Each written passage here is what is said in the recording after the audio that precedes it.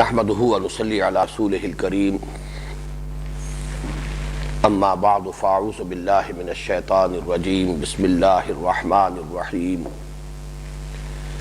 وإذ وعدنا موسى 40 ليلة ثم اتخذتم العجل من بعده وأنتم ظالمون ثم عفونا عنكم من بعد ذلك لعلكم تشكرون صدق الله العظيم۔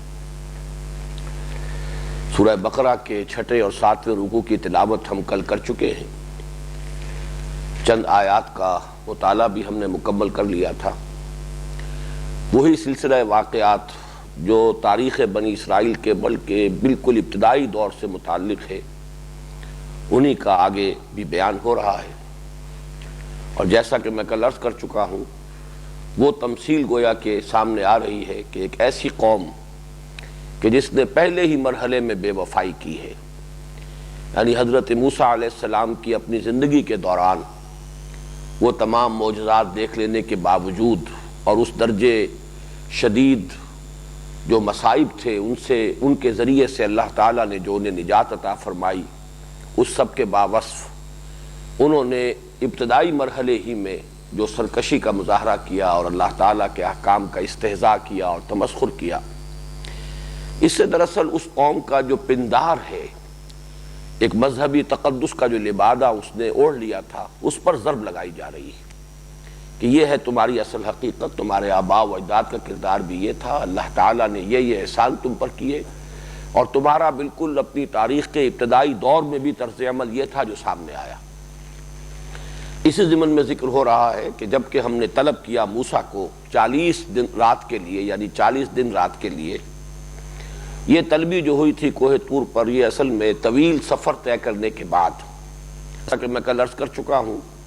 کہ جدید ایک تحقیق کے مطابق تو جو بحیرات مرہ ہیں، دی بیٹر لیکس، ان میں سے کسی بیٹر لیک کو اس وقت کراس کیا ہے حضرت موسیٰ علیہ السلام نے اپنی قوم کے ساتھ۔ ایک یہ بھی امکان ہے کہ اس وقت تک، چونکہ یہ تو یوں سمجھیے کہ اب سے تقریباً 4000 برس قبل کی بات ہو رہی ہے، تو اس وقت ہو سکتا ہے کہ بحر قلزم کا جو یہ آخری سرا ہے، خلیج سویس، یہ وہاں تک تسلسل کے ساتھ ہو اور درمیان میں جو خشکیاں تھیں وہ ابھی ظاہر نہ ہوئی ہو، تو کہا جا سکتا ہے کہ اسی خلیج سویس ہی کے شمالی کنارے پر انہوں نے کراس کیا ہے سمندر کو، اور پھر خاصا فاصلہ ہے طویل کہ جو خلیج سویس کے مشرقی ساحل کے ساتھ ساتھ تقریباً کافی طویل سفر طے کر کے جو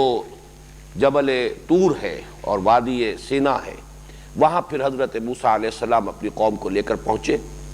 وہاں پڑاؤ رہا، وہاں سے پھر حضرت موسیٰ علیہ السلام کو اللہ تعالیٰ نے طلب فرمایا، اور وضاحت موجود ہے سورہ اعراف میں کہ اصل میں 30 دن کا معاملہ تھا، لیکن بعد میں اللہ تعالیٰ نے کسی سبب سے اس میں 10 دن کا اضافہ کیا۔ فَتَمَّ مِيقَاتُ رَبِّكَ 40 لَيْلَةً، تو تیرے رب کی جو مقدار معین ہے 40 دن 40 رات، وہ مکمل ہو گئی۔ اس سے ہی ہمارے ہاں صوفیہ میں چلے کا لفظ چلا ہے، چلہ کشی، 40 دن کی عبادت اور ریاضت، جیسے یہاں بھی موجود ہے وَإِذْ وَعَدْنَا مُوسَىٰ 40 لَيْلَةً، یہاں تو گویا کہ جو آخری نتیجہ ہے کہ وہ حضرت موسیٰ علیہ السلام کا جو قیام رہا کوہ طور پر، وہ 40 دن رات کے لیے تھا۔ لیکن یہ کہ سورہ اعراف کی آیت نمبر 138 میں،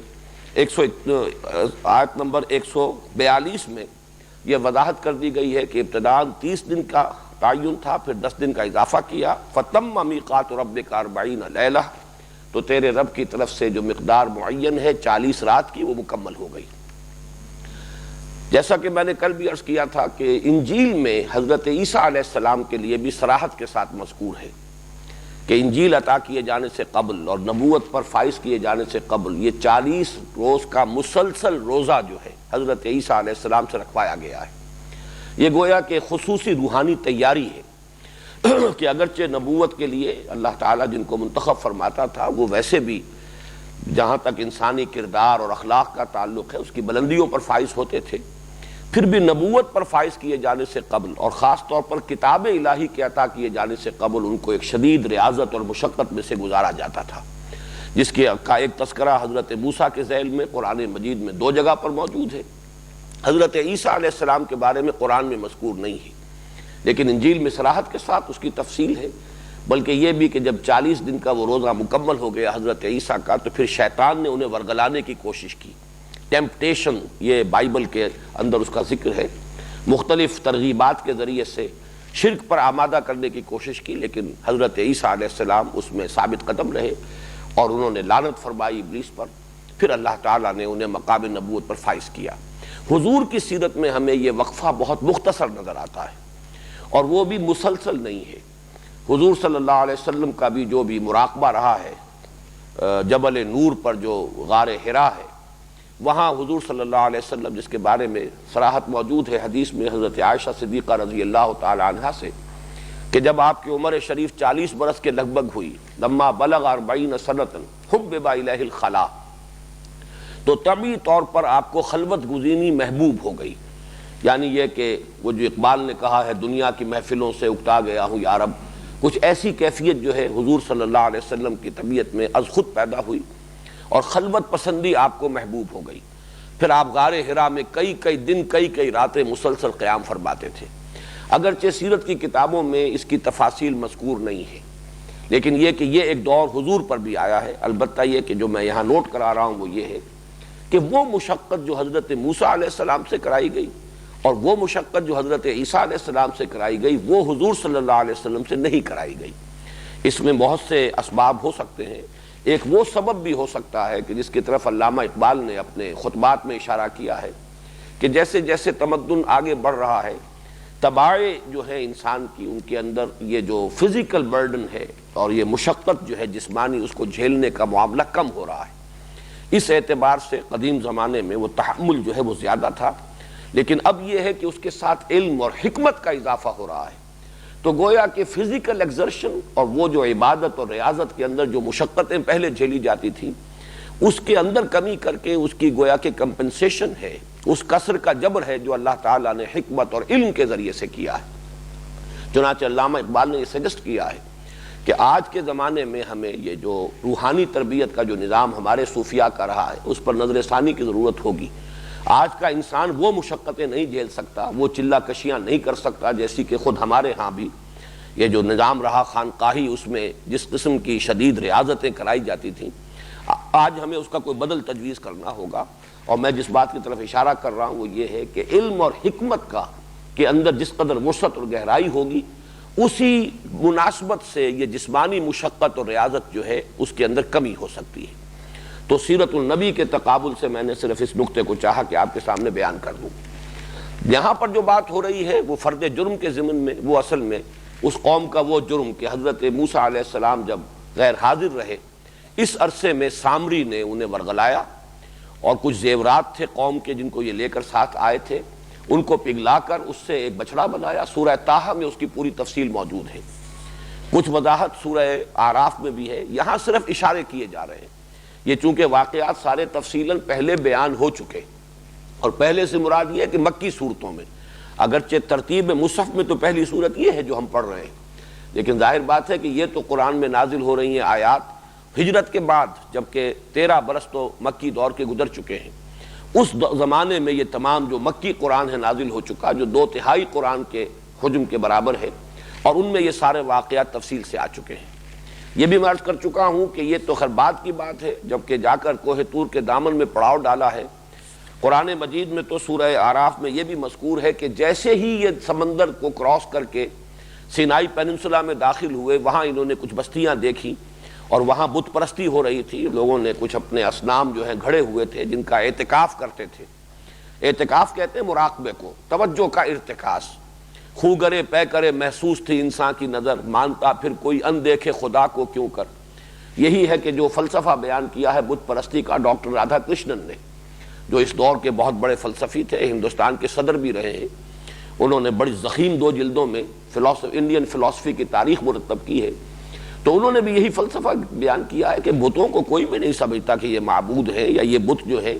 یہ کوئی ان کے اندر الوہیت ہے، بلکہ یہ سمبلز ہیں. یہ صرف ارتکاز توجہ کے لیے، اس لیے کہ میڈیٹیشن کے لیے اور ارتکاز توجہ کے لیے کوئی محسوس شے سامنے ہو تو سہولت ہوتی ہے، ورنہ بالکل اندیکھی ایک حقیقت جو ہے اس کے ساتھ ایک مراقبہ اور لو کا لگانا اور قلبی اور ذہنی رشتہ استوار کرنا یہ مشکل ہے. بہرحال یہ خو گرے پے کرے محسوس تھی انسان کی نظر تو انہوں نے بھی کہا، چنانچہ الفاظ ہیں کہ قالوا یا موسیٰ اجعل لنا الہا کما لہم آلہہ، انہوں نے یہ فرمائش کی کہ اے موسیٰ ہمارے لیے بھی کوئی ایسے معبود گھڑ دو جیسے کہ ان کے لیے معبود ہیں، تاکہ ہم بھی ذرا ان کا اعتکاف کریں، ان پر گیان دھیان کیا کریں، بیٹھ کر توجہ کا ارتکاز کیا کریں۔ بہرحال یہ معاملہ تو اس وقت حضرت موسیٰ علیہ السلام نے ان کو شدید جو ہے اس پر سرزنش کی،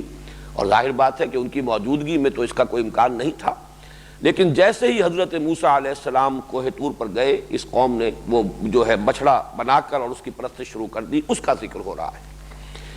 وَإِذْ وَعَدْنَا مُوسَىٰ 40 لَيْلَةً ثُمَّ اتَّخَذْتُمُ الْعِجْلَ مِن بَعْدِهِ، اس کے بعد تم نے اس بچھڑے کو اپنا معبود بنا لیا۔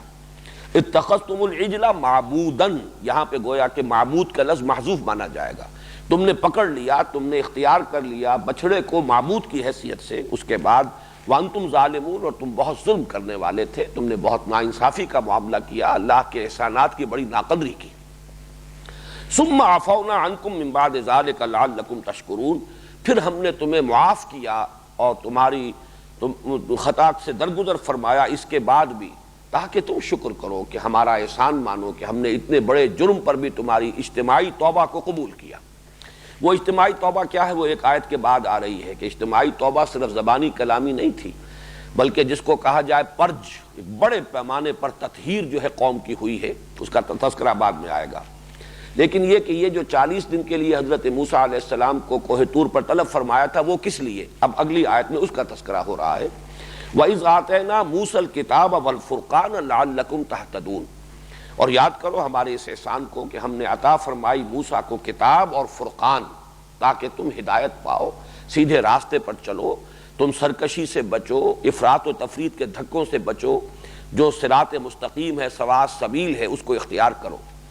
یہاں کتاب اور فرقان جو کہا ہے، وَإِذْ آتَيْنَا مُوسَى الْكِتَابَ وَالْفُرْقَانَ، اور یاد کرو جب کہ ہم نے عطا کی موسیٰ کو کتاب اور فرقان،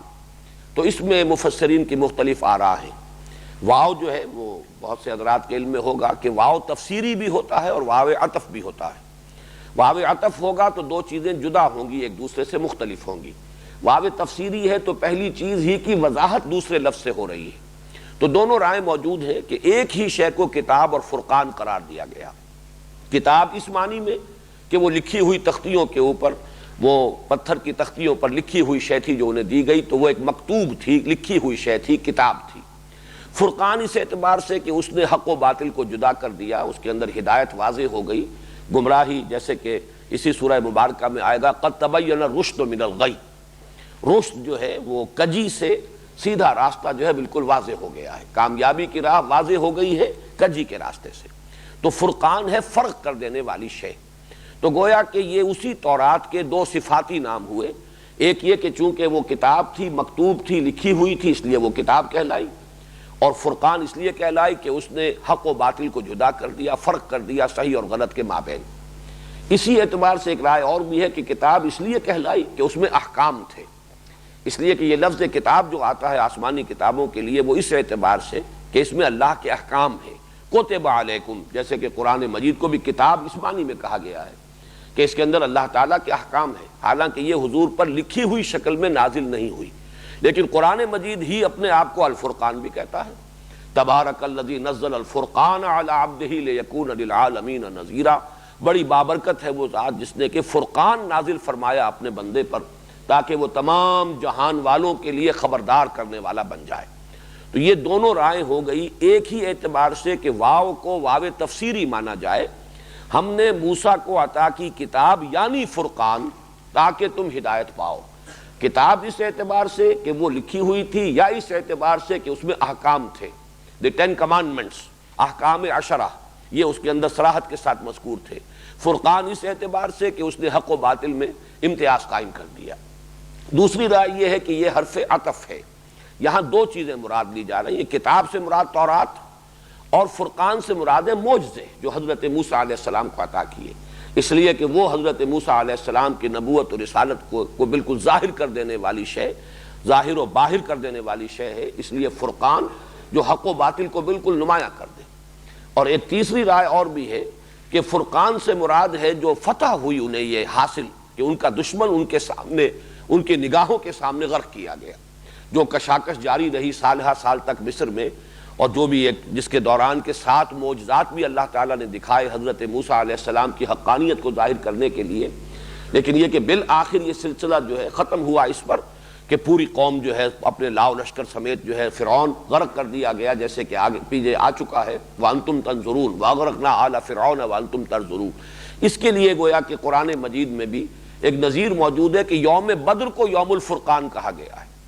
وہ یوم الفرقان تھا اس اعتبار سے کہ واضح ہو گیا کہ حق کدھر ہے باطل کدھر ہے، اس لیے کہ خود ابو جہل نے دعا کی تھی اصل میں، اور یہ دعویٰ کیا تھا کہ یہ دن جو ہے اب جو بدر کی جنگ ہوگی یہ اصل میں فرقان ہوگی۔ اس سے واضح ہو جائے گا، اس لیے کہ اسے یقین تھا کہ فتح ہماری ہوگی۔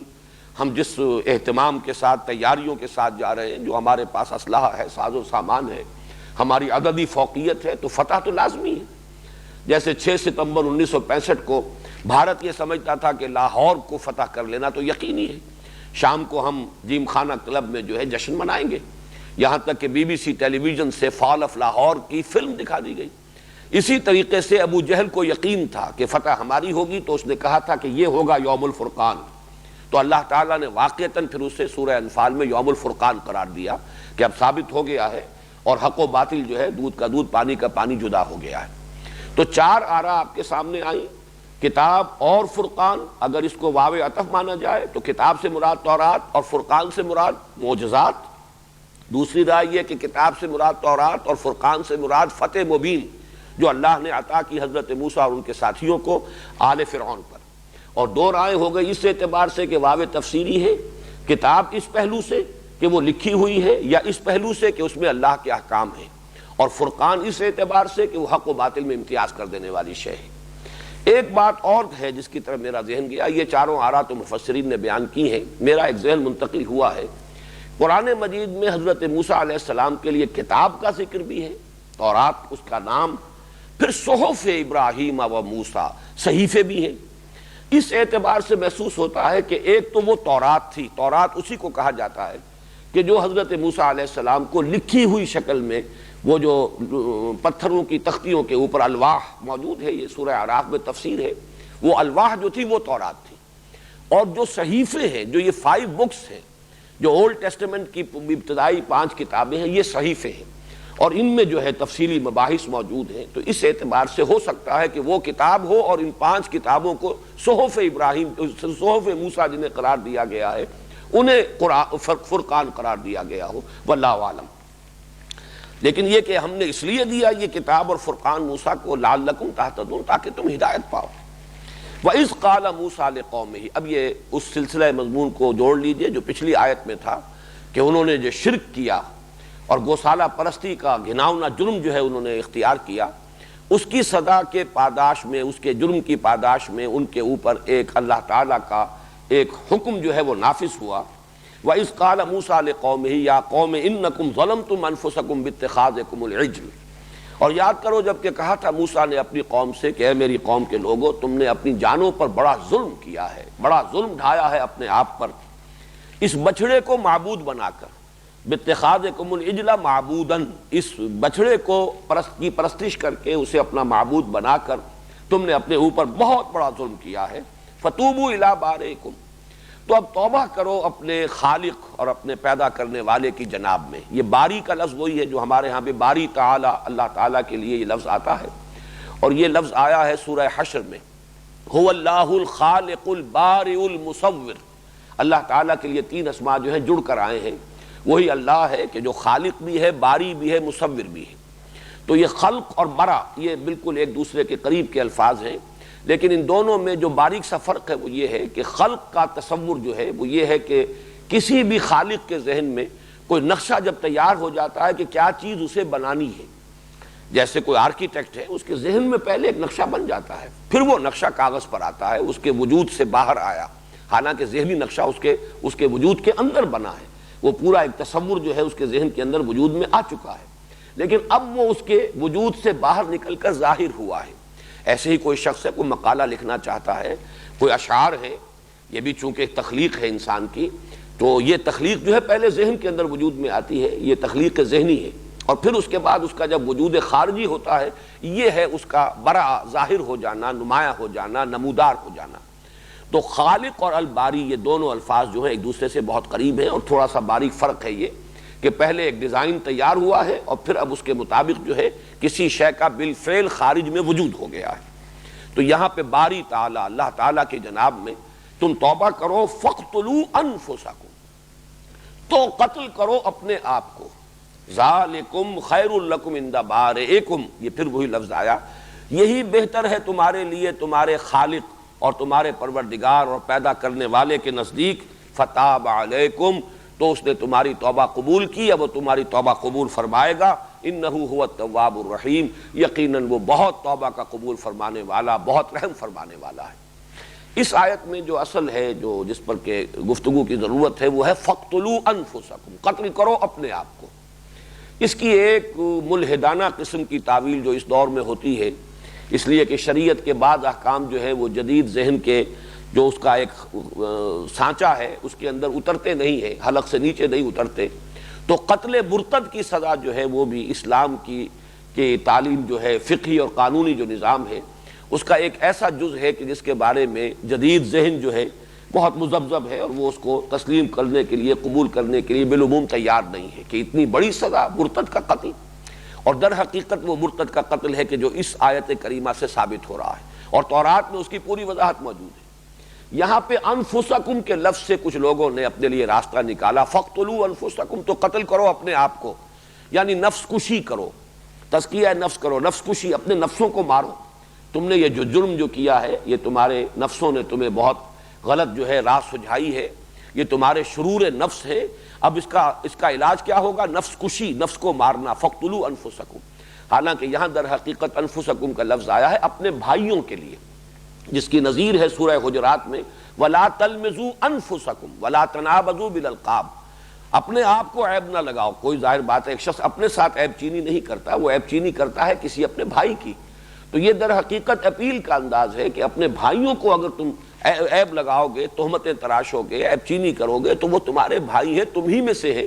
گویا کہ تم نے خود اپنے آپ کو عیب لگایا ہے، عیب چینی اپنے سے کر رہے ہو۔ یہ ہے انداز، بڑا بلیغ انداز ہے، فَاقْتُلُوا أَنفُسَكُمْ، تو قتل کرو اپنے آپ کو، اس سے مراد ہے اپنے بھائیوں کو۔ اور اس میں در حقیقت یہ صورت اختیار کی گئی کہ حضرت موسیٰ علیہ السلام نے حکم دیا کہ ہر قبیلے میں سے جن لوگوں نے اس جرم کا ارتکاب کیا ہے، اسی قبیلے کے لوگ اپنے ہاتھوں ان لوگوں کو قتل کریں اور ذبح کریں۔ اس لیے بھی اس اعتبار سے یہ بات اہم تھی کہ ظاہر بات ہے کہ وہ ایک قبائلی معاشرہ تھا، اور اس قبائلی معاشرے کے جو خاص روایات ہوتی ہیں اس میں اگر کسی ایک قبیلے کے لوگوں پر معمور کر دیا جاتا اس کام پر، تو ہو سکتا تھا کہ کوئی قبائلی عصبیت جو ہے اس کا کوئی رد عمل ظاہر ہوتا۔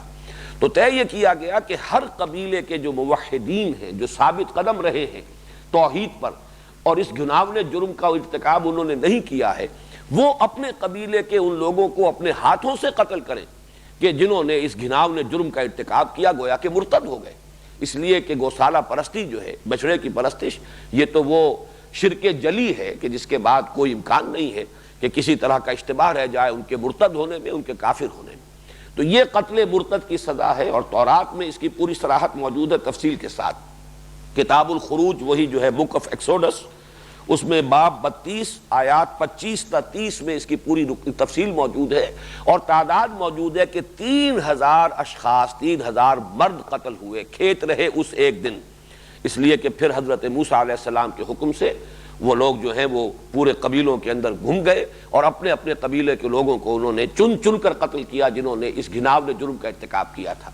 یہی ہے در حقیقت اصل ہمارے ہاں قتل مرتد کی سزا کی۔ اور یہ بات اصولی طور پر سمجھ لیجئے کہ شریعت موسوی اور شریعت محمدی صلی اللہ علیہ وسلم میں ایک تسلسل ہے۔ جہاں تک تو اصل دین کا تعلق ہے، توحید کا تعلق ہے، اس میں تو تسلسل ہے ہی۔ وہ ایمان جس کو ہم کہتے ہیں، جو دین کی جڑ اور بنیاد ہے، وہ تو حضرت آدم سے لے کر این دم تک، آج تک، اس میں کوئی فرق نہیں ہے، کوئی تفاوت نہیں ہے۔ وہی ایمان باللہ، وہی توحید، وہی ایمان بالمعاد، ایمان بالآخرہ، ایمان بالبعث بعد الموت، اسی طرح ایمان بالوحی، ایمان بالکتب، ایمان بالرسل، ایمان بالانبیاء، یہ تمام کے تمام جو بنیادی امور ہیں وہ ایک ہی ہیں۔ لیکن شریعتیں دو ہیں اصل میں بنیادی طور پر، شریعت موسوی اور شریعت محمدی صلی اللہ علیہ وسلم۔ اس میں جہاں جہاں فرق ہوا ہے وہ قرآن نے واضح کر دیا، جہاں وہی سابقہ شریعت ابھی چل رہی ہے اسی تسلسل کے بنا پر، اس کو قرآن مجید میں ذکر نہیں کیا گیا۔ لیکن حضور صلی اللہ علیہ وسلم نے اپنے عمل سے اس کا ثبوت فراہم کر دیا۔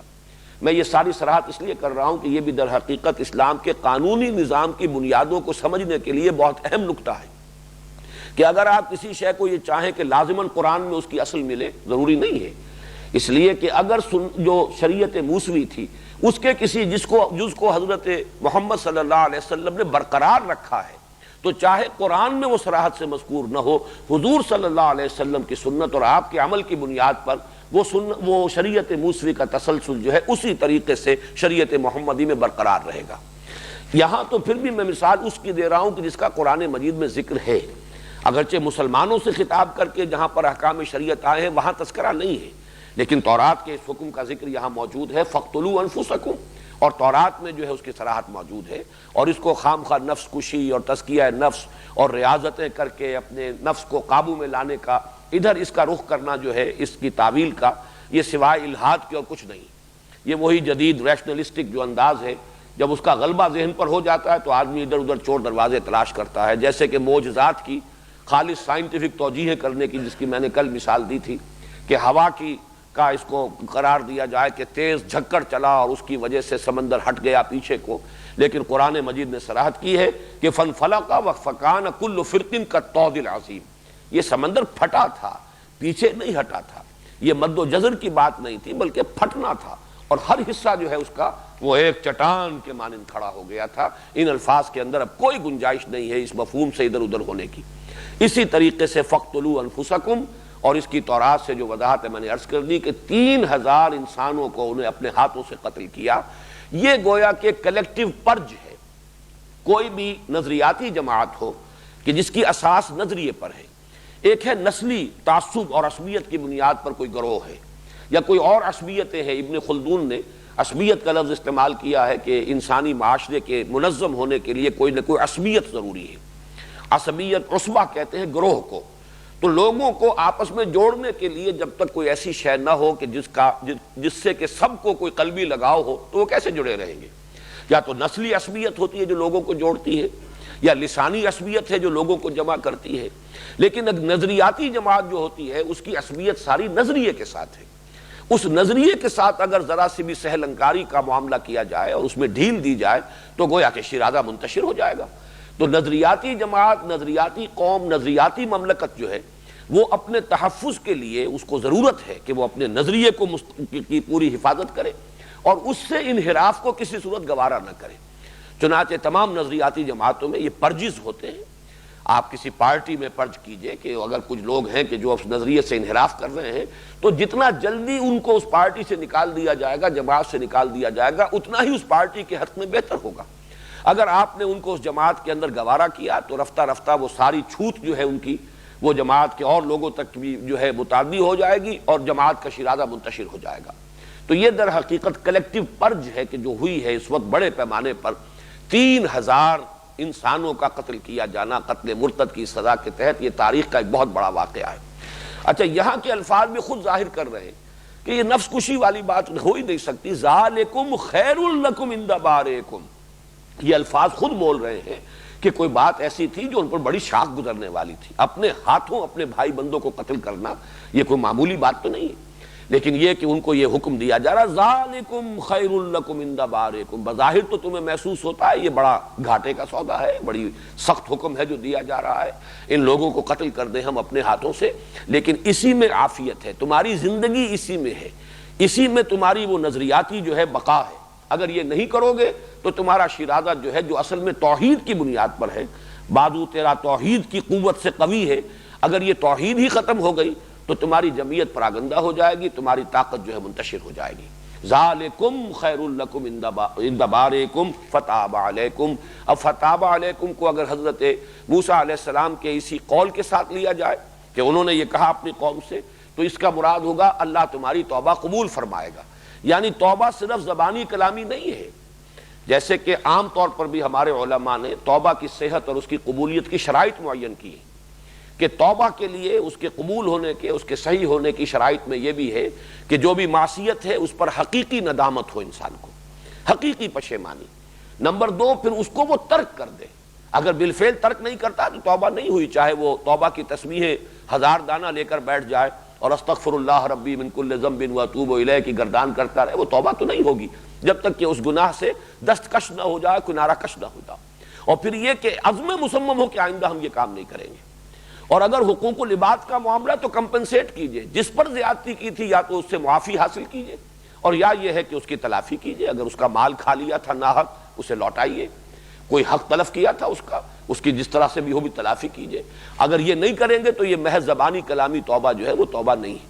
تو معلوم ہوا کہ یہ تمہیں کرنا ہوگا اجتماعی طور پر، تمہاری اجتماعی توبہ کی شرط لازم یہ ہے کہ ان لوگوں کو اپنے ہاتھوں سے قتل کرو، تب اللہ تعالیٰ تمہاری توبہ قبول فرمائے گا، اور انہ هو التواب الرحیم، یقیناً وہ بہت توبہ کا قبول فرمانے والا، رحم فرمانے والا ہے۔ اس میں یہ بات بھی نوٹ کر لیجئے، میں نے اس نقطے کی ذرا نسبتاً زیادہ وضاحت اس لیے کی ہے کہ جو حد رجم کا معاملہ ہے وہ بھی اسی اصول پر ہے۔ قرآن مجید میں رجم کا حکم نہیں ہے، یہ مانتے ہیں، سب مانتے ہیں، قرآن مجید ہمارے سامنے ہے، لیکن یہ رجم کا حکم تورات میں موجود، شریعت موسوی کا یہ حکم، شریعت موسوی کا یہ ایک بالکل یوں سمجھیے کہ جس میں کسی اختلاف کی گنجائش نہیں، اس کا ایسا حکم ہے، اور اس پر حضور نے اس عمل کیا، اس کو برقرار رکھا، اس کا تسلسل جو ہے ہمارے ہاں اب وہ سنت رسول صلی اللہ علیہ وسلم کے ذریعے سے قائم ہوا۔ چنانچہ خلفائے اربعہ نے رجم کیا، اور تمام امت میں، پوری امت 1400 برس میں، سوائے خوارج کے ایک چھوٹے سے طبقے کے، سارے خوارج بھی نہیں، خوارج کے بھی بہت سے فرقے بنے، عباضیہ ایک فرقہ آج بھی ہے جو کچھ الجزائر میں بھی تھوڑے سے لوگ ہیں، اور بہت بڑی ان کی جو اکثریت ہے وہ سلطنت عمان جو ہے وہ عباضی خوارج کی ہے، لیکن یہ کہ وہ بھی اہل سنت کے بہت قریب ہیں، بڑے مائلڈ قسم کے خارجی ہیں۔ اصل میں جو شدید خارجی تھے وہ تو ختم ہو چکے تھے، اور ان کو حضرت علی رضی اللہ تعالیٰ عنہ ہی نے ان کو ختم کر دیا تھا، لیکن یہ کہ ہمارے ہاں تو اہل تشیع، اہل سنت، یہی ہے دو اصل میں بڑی جماعتیں، غالب اکثریت اہل سنت کی ہے، اور پھر دوسرا فرقہ اگر کوئی ہے جس کی کا کوئی حیثیت ہے تو وہ اہل تشیع کا، اور سب کے نزدیک شادی شدہ زانی اور زانیہ کی سزا رجم ہے، اس میں کوئی اختلاف نہیں۔ لہذا محض اس بنا پر کہ قرآن مجید میں رجم کا حکم نہیں آیا ہے، اس کا اگر کوئی شخص جو ہے انکار کرتا ہے تو وہ اصل میں اس اصول کو نہ سمجھنے کی وجہ سے ہے کہ شریعت موسوی اور شریعت محمدی کا تسلسل ہے، جو چیز تو تبدیل کر دی گئی وہ صراحت کے ساتھ قرآن میں مذکور ہو گئی، لیکن جو چیزیں کہ نہیں صراحت کے ساتھ مذکور وہی شریعت موسوی جو ہے وہ چلی آ رہی ہے، اس کا تسلسل ہے، اسی میں قتل مرتد ہے، اسی میں شادی شدہ زانی اور زانیہ کی سزا جو ہے وہ حد رجم ہے۔ تو اس کو میں نے اس لیے وضاحت کے ساتھ بیان کیا ہے کہ اسی کے حوالے سے وہ بات بھی ذہن میں تازہ ہو جائے۔ وَإِذْ قُلْتُمْ يَا مُوسَىٰ لَن نُّؤْمِنَ لَكَ حَتَّىٰ نَرَى اللَّهَ جَهْرَةً فَأَخَذَتْكُمُ الصَّاعِقَةُ وَأَنْتُمْ تَنظُرُونَ، اور یاد کرو جب کہ تم نے کہا تھا اے موسیٰ ہم تو تمہاری تصدیق نہیں کریں گے، یہاں نوٹ کر لیجئے نومنا کے بعد لام آیا ہے، نل نومنا لکا، ایک جب آتا ہے ایمان کے بعد با کا حرف آتا ہے تو وہ ایمان یقین کے معنی میں ہوتا ہے، اور جب ایمان کے بعد لفظ لام آتا ہے، حرف لام آتا ہے، حرف جار، تو وہ تصدیق کسی بات کی سرسری تصدیق بھی، کسی بات کو تسلیم کر لینا،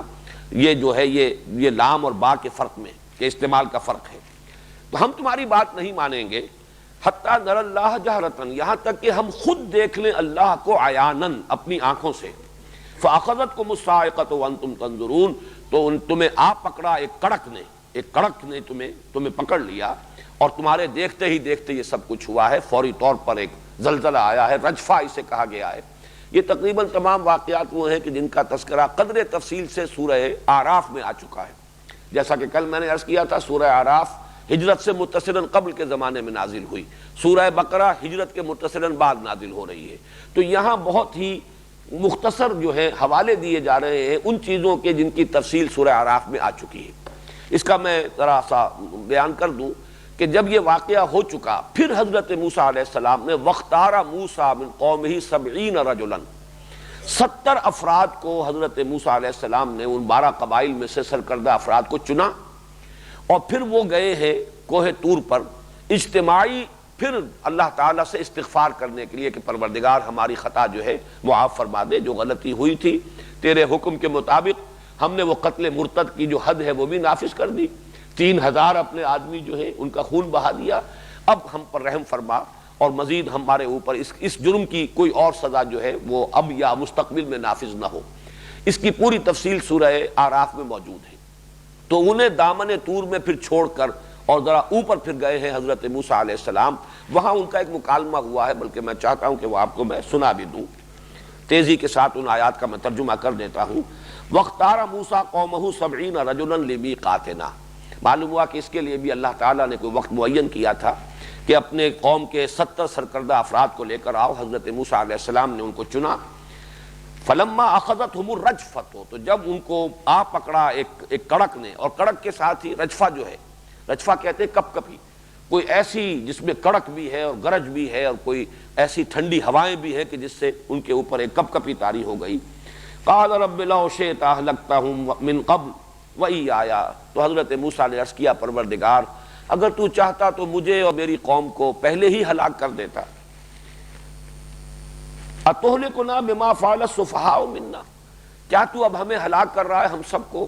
ہمارے کچھ بے وقوفوں کے فعل کی سزا کے طور پر؟ ہمارے کچھ نادان لوگوں سے خطا ہوئی، انہوں نے جرم کیا، اس میں کوئی شک نہیں، اس کے لیے ہم استغفار کرنے کے لیے حاضر ہوئے ہیں، لیکن کیا ان کے جرم کی پاداش میں ہم سب کو ہلاک کر دے گا؟ ان ہی الا فتنتک، نہیں ہے یہ مگر تیری طرف سے ایک آزمائش ہے، تیری طرف سے ہمارے لیے ایک ابتلا ہے۔ تضل بہا من تشاء وتہدی بہا من تشاء، اس کے ذریعے سے تو جس کو چاہتا ہے گمراہ کر دیتا ہے، جس کو چاہتا ہے ہدایت دیتا ہے۔ انت ولینا فاغفر لنا وارحمنا وانت خیر الغافرین، یقیناً تو ہی ہمارا ساتھی ہے، پشت پناہ ہے، مددگار ہے، بس ہمیں بخش دے، ہم پر رحم فرماؤ، یقیناً تو بہترین بخشنے والا ہے۔ وَاكْتُبْ لَنَا فِي هَذِهِ الدُّنْيَا حَسَنَةً، اور لکھ دے ہمارے لیے، طے فرما دے ہمارے لیے، فیصلہ صادر فرما دے ہمارے لیے اس دنیا کی زندگی میں بھی بھلائی کا، خوبی کا، حسنات کا، وفی الآخرہ، اور آخرت میں بھی۔ اِنَّا ہُدْنَا إِلَيْكَ، ہم تیری جانب رجوع کر رہے ہیں، ہم توبہ کر رہے ہیں، ہم اپنی خطاؤں سے ہم درگزر چاہتے ہیں، استغفار کر رہے ہیں۔ قال عذابی اصیب بہ من نشاء، اللہ تعالیٰ نے فرمایا جہاں تک میرے عذاب کا تعلق ہے، سزا کا تعلق ہے، وہ تو میں دوں گا جس کو چاہوں گا۔ ورحمتی وسعت کل شیء، باقی میری رحمت جس کا تم سوال کر رہے ہو وہ ایک تو ہے عام رحمت جو ہر شے کو شامل ہے، تمام مخلوقات کا وجود میری رحمت کے طفیل ہے، ان کی ربوبیت کا سارا سلسلہ میری ہی رحمت کا دسترخوان ہے جس سے سب کو اپنی ضروریات جو ہیں بہم پہنچ رہی ہے۔ فَسَأَكْتُبُهَا، باقی جس رحمت خصوصی کی درخواست ہے موسیٰ تم کر رہے ہو وہ میں لکھ دوں گا، طے کر دوں گا، اس کا حکم میں صادر فرما دوں گا۔ لِلَّذِينَ يَتَّقُونَ وَيُؤْتُونَ الزَّكَاةَ، ان لوگوں کے حق میں جو تقوی کی روش اختیار کریں گے، زکوٰۃ ادا کریں گے۔ وَالَّذِينَ هُمْ بِآيَاتِنَا يُؤْمِنُونَ، اور جو ہماری آیات پر ایمان لائیں گے۔ الَّذِينَ يَتَّبِعُونَ الرَّسُولَ النَّبِيَّ الْأُمِّيَّ الَّذِي يَجِدُونَهُ مَكْتُوبًا عِندَهُمْ فِي التَّوْرَاةِ وَالْإِنجِيلِ، جو اتباع کریں گے ہمارے اس رسول نبی امی کا جس کو وہ پائیں گے اپنے ہاں لکھا ہوا، یعنی جس کی پیشن گوئیاں درج پائیں گے کتابوں میں اپنے پاس، تورات میں بھی اور انجیل میں بھی۔ یأمرہم بالمعروف وینہاہم عن المنکر، وہ انہیں نیکی کا حکم دے گا، برائیوں سے روکے گا۔ ویحل لہم الطیبات، پاکیزہ چیزوں کو ان کے لیے حلال ٹھہرائے گا۔ ویحرم علیہم الخبائث، اور ناپاک چیزوں کو ان پر حرام کر دے گا۔ وَيَضَعُ عَنْهُمْ إِصْرَهُمْ وَالْأَغْلَالَ الَّتِي كَانَتْ عَلَيْهِمْ، اور پھر یہ کہ ان پر جو بوجھ پڑے ہوئے ہوں گے، جو انہوں نے اپنے اوپر رسومات کے بوجھ اور بدعات کے بہت سے تومار جو ہیں اپنے گلے میں ڈال لیے ہوں گے، ان سے ان کو نجات دلائے گا۔ فَالَّذِينَ آمَنُوا بِهِ، تو جو لوگ اس پر ایمان لائیں گے، وَعَزَّرُوهُ، اور اس کی تعظیم کریں گے، وَنَصَرُوهُ، اور ان کی مدد کریں گے، وَاتَّبَعُوا النُّورَ الَّذِي أُنزِلَ مَعَهُ، اور اتباع کریں گے اس نور کا جو ان کے ساتھ نازل کیا جائے گا، یعنی قرآن کا۔ أُولَٰئِكَ هُمُ الْمُفْلِحُونَ، وہی ہوں گے فلاح پانے والے۔ اور اس کے بعد پھر وہ آیت ہے اسی سورہ مبارکہ میں، قُلْ يَا أَيُّهَا النَّاسُ، اے نبی اب کہہ دو، وہ رسول نبی امی میں ہوں، آ گیا ہوں، جس کے بارے میں کہ موسیٰ سے یہ معاہدہ اللہ تعالیٰ کا ہوا تھا کہ رحمت خصوصی کے حقدار وہی ہوں گے جو میرے رسول نبی امی پر ایمان لائیں گے۔ قُلْ يَا أَيُّهَا النَّاسُ إِنِّي رَسُولُ اللَّهِ إِلَيْكُمْ جَمِيعًا الَّذِي لَهُ مُلْكُ السَّمَاوَاتِ وَالْأَرْضِ لَا إِلَٰهَ إِلَّا هُوَ يُحْيِي وَيُمِيتُ فَآمِنُوا بِاللَّهِ وَرَسُولِهِ النَّبِيِّ الْأُمِّيِّ الَّذِي يُؤْمِنُ بِاللَّهِ وَكَلِمَاتِهِ وَاتَّبِعُوهُ لَعَلَّكُمْ تَهْتَدُونَ، تو اب اس نبی امی پر ایمان لاؤ اور اس کی تصدیق کرو، اس کے ساتھ جو نور نازل ہوا ہے اس کی پیروی کرو تاکہ تم ہدایت یافتہ ہو۔ یہ ہے وہ مکالمہ کہ جس کا یہاں تذکرہ ہو رہا ہے صرف ایک جملے میں،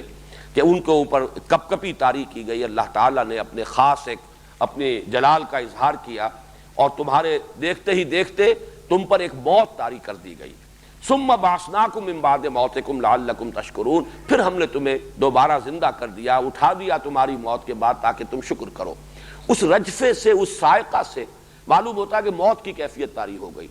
اسے بھی ہمارے بعض جو جدید ذہن کے مفسرین ہیں انہوں نے اس کی تعویل کرنے کی کوشش کی ہے کہ یہاں موت سے مراد بے ہوشی ہے، بے ہوشی طاری ہو گئی، اس لیے کہ نیند کو بھی موت کی بہن کہا گیا ہے، قرآن مجید میں بھی کہا گیا اور حدیث میں بھی۔ جو صبح کے وقت کی دعا ہے، آنکھ کھلتی تھی تو حضور فرماتے تھے الحمدللہ الذی احیانی بعد ما اماتنی والیہ النشور، کل حمد کل شکر اس اللہ کا ہے جس نے مجھے دوبارہ زندہ کر دیا اس کے بعد کہ مجھ پر موت وارد ہو چکی تھی۔ اور اسی طرح ایک روز ہم اٹھ جائیں گے، ایک روز اسی طریقے سے شام کو جیسے سو جاتے ہیں تو موت کی نیند سو جائیں گے، اور جیسے صبح روزانہ بیدار ہوتے ہیں ایسے ہی وہ صبح قیامت جو ہے وہ اس صبح کو پھر ہم اٹھ جائیں گے، بیدار ہو جائیں گے، وہ ہوگی قیامت کی صبح۔ تو اس اعتبار سے موت کو اور نیند کو بالکل قریب بھی قرار دیا گیا ہے، مدہوشی پر بھی موت کا اطلاق ہو سکتا ہے، لیکن یہ کہ یہاں جب لفظ موت ہے من بعد موتکم لعلکم تشکرون، اگر صرف ثم بعثناکم کے الفاظ ہوتے تو ان تعویلات کی گنجائش تھی، لیکن موت کے لفظ میں زور معلوم ہو رہا ہے، اور اس میں ظاہر بات ہے سب تسلیم کرتے ہیں کہ اللہ تعالیٰ کی قدرت سے کوئی بعید نہیں ہے۔ اسی سورہ بقرہ میں آگے چل کر آئے گا، حضرت عزیر علیہ السلام کو 100 برس تک اللہ نے موت ان پر طاری کیے رکھی، اس کے بعد اٹھا دیا، تو اللہ تعالیٰ کے لیے مشکل نہیں ہے۔ 300 برس تک اصحاب کہف کو اس نے سلائے رکھا، وہاں اس پر موت طاری نہیں ہوئی، سوئے رہے، لیکن یہ کہ یہ بھی اللہ تعالیٰ کر سکتا ہے کہ 300 برس تک کسی کو سلائے رکھے، اور یہ بھی کر سکتا ہے کہ 100 برس تک موت ہو باقاعدہ اور پھر انہیں زندہ کیا جائے۔ تو اس میں کوئی چیز بھی اللہ تعالیٰ کی قدرت سے بعید نہیں ہے، تو ہمیں ایسے مقامات پر خام خواہ کی تعویل کی حاجت نہیں۔ معلوم ہوتا ہے کہ عارضی طور پر ان پر موت وارد ہوئی اور اس کے بعد اللہ تعالیٰ نے پھر انہیں اٹھا دیا، لعلکم تشکرون۔ وَظَلَّلْنَا عَلَيْكُمُ الْغَمَامَ وَأَنزَلْنَا عَلَيْكُمُ الْمَنَّ وَالسَّلْوَىٰ، اور ہم نے تم پر سایہ کیا بدلی کا، ابر کا، اور تم پر نازل کیا من اور سلوہ، کلوا من طیبات ما رزقناکم، اور گویا کہ یہ کہا گیا تم سے کہ کھاؤ ان پاکیزہ چیزوں میں سے جو ہم نے تمہیں عطا فرمائی ہیں، وما ظلمونا، اور انہوں نے ہمارا کچھ نہیں بگاڑا، ولکن کانوا انفسہم یظلمون، بلکہ وہ تو خود اپنی ہی جانوں پر ظلم ڈھاتے رہے۔ یہ من و سلوہ کا نزول ہے کہ جو اس سینائی پیننسولا میں سفر کے دوران اللہ تعالیٰ کے خصوصی ان پر جو انعامات ہوئے ہیں، تفاصیل موجود ہیں، مختلف تفاسیر میں آپ اس کا مشاہدہ کر سکتے ہیں۔ زیادہ تفصیل سے جوش انسائکلوپیڈیا وغیرہ کے حوالے دیے ہیں مولانا عبد الماجد دریابادی نے۔ میرے پاس جو نسخہ ہے تاج کمپنی کا چھپا ہوا، اس میں بہت ہی باریک پرنٹ ہے، پڑھنے میں بھی خاصی دقت ہوتی ہے، لیکن ہو سکتا ہے کہ کوئی اور نسخے موجود ہوں، کوئی اور بھی اس کے ایڈیشن ہو۔ تو اس میں خاص طور پر چونکہ انہوں نے بائبل کا، انجیل کا، تورات کا بہت تفصیلاً مطالعہ کیا، بلکہ اس دور کے مفسرین میں سے ان کا خاص مقام اسی اعتبار سے ہے کہ انہوں نے ہندو مت کا بھی مطالعہ کیا ہے، ہندو مائتھولوجی سے بھی وہ واقف ہیں، ہندو فلسفے سے واقف ہیں، چنانچہ ان کی تفسیر میں آپ کو جو حوالے ملیں گے، اور تقابلی مطالعہ جو ہے کمپیریٹیو ریلیجن، ہندوازم اور ہندو فلسفی، اس کا اسلام کے ساتھ تقابل، اس کا کمپیریٹیو اسٹڈی، اسی طریقے سے یہ عیسائیوں کی تاریخ اور یہود کی تاریخ اور ان کی کتابوں کی، ان کی تاریخ کا مطالعہ، تو بڑے تفصیلی جو ہیں انہوں نے اس کے حوالے دیے ہیں، جو ظاہر بات ہے کہ اس قسم کے درس میں ان کا بیان نہیں ہو سکتا۔ تو یہاں پر وہ ایک تفصیل، جو طویل سفر ہوا ہے، جب کراس کیا ہے، یا تو وہ خلیج سویز کو کا شمالی سرا ہے اس کو کراس کیا ہے، یا بٹر لیکس میں سے، کڑوی جھیلوں میں سے کسی کڑوی جھیل کو، پھر وہاں سے طویل سفر طے کر کے جو گئے ہیں اور یہ کوہ طور کے دامن میں جا کر پڑاؤ ڈالا ہے، اب نہ معلوم کتنا طویل عرصہ اس میں صرف ہوا ہوگا۔ اگر وہ تعداد صحیح ہے، 6 لاکھ کا لشکر ہے جو چل رہا ہے، تو اس کی موومنٹ بھی کوئی تیز نہیں ہو سکتی۔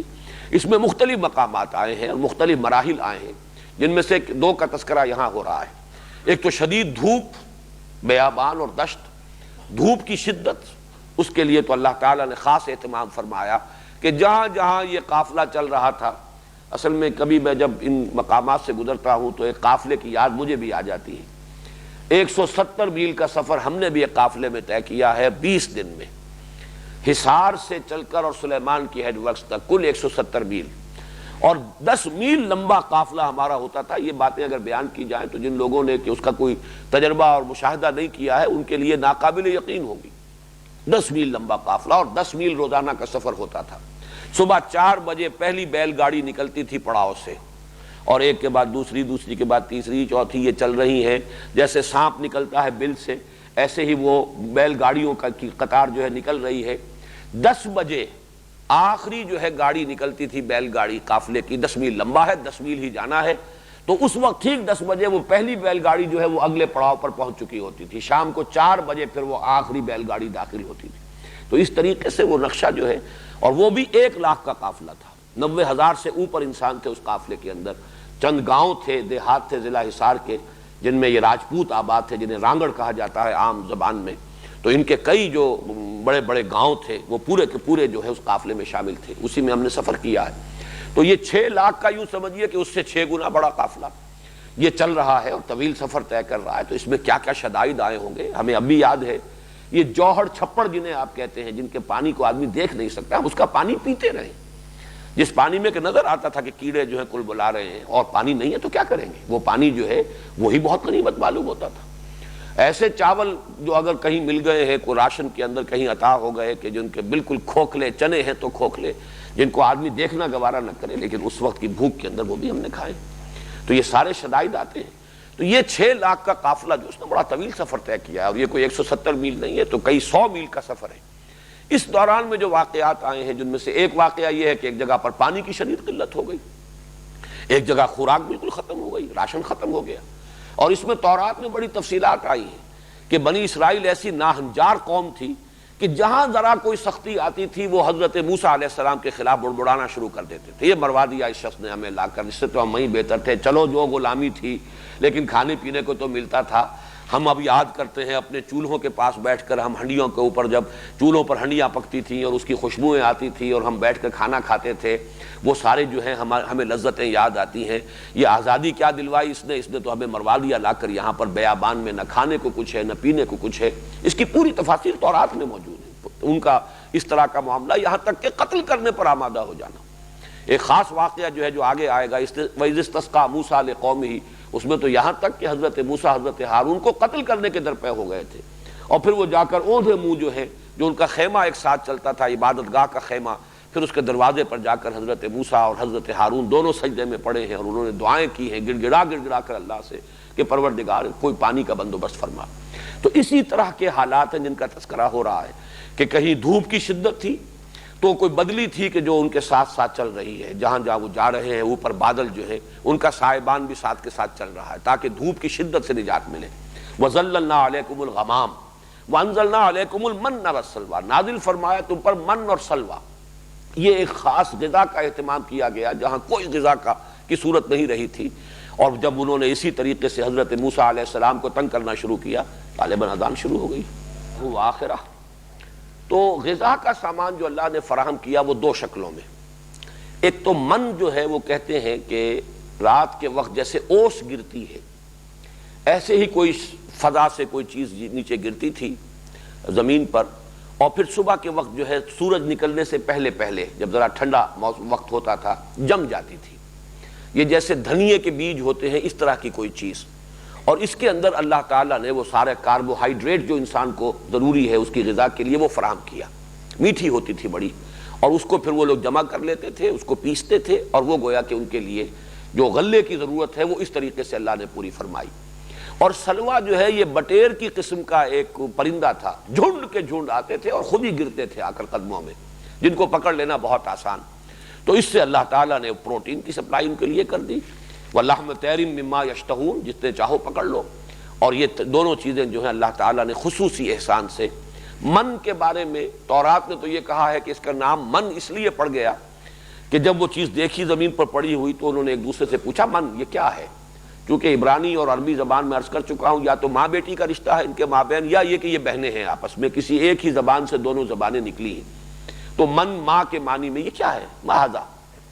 تو لوگوں نے اس کی وجہ سے اس کا نام من پڑ گیا۔ مولانا اصلاحی صاحب کا، مولانا فرائی کا خیال یہ ہے کہ چونکہ یہ اللہ کا خصوصی احسان تھا، من کہتے ہیں احسان کو، من اللہ علینا، اللہ نے ہم پر احسان فرمایا، اس اعتبار سے اسے من کہا گیا، واللہ عالم۔ تو وَأَنزَلْنَا عَلَيْكُمُ الْمَنَّ وَالسَّلْوَىٰ كُلُوا مِن طَيِّبَاتِ مَا رَزَقْنَاكُمْ، کھاؤ، تمہاری یہ ضرورت بھی ہم پوری کیے دے رہے ہیں، جو پاکیزہ چیزیں ہم نے تمہیں دی ہیں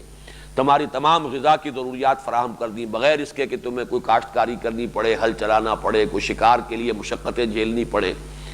وما ظلمونا ولکن كانوا انفسهم یظلمون، اور انہوں نے ہم پر کوئی ظلم نہیں کیا۔ یہاں ظلم سے مراد ہوگی ہمارا کچھ نہیں بگاڑا، بلکہ وہ اپنی ہی جانوں پر ظلم کرتے رہے۔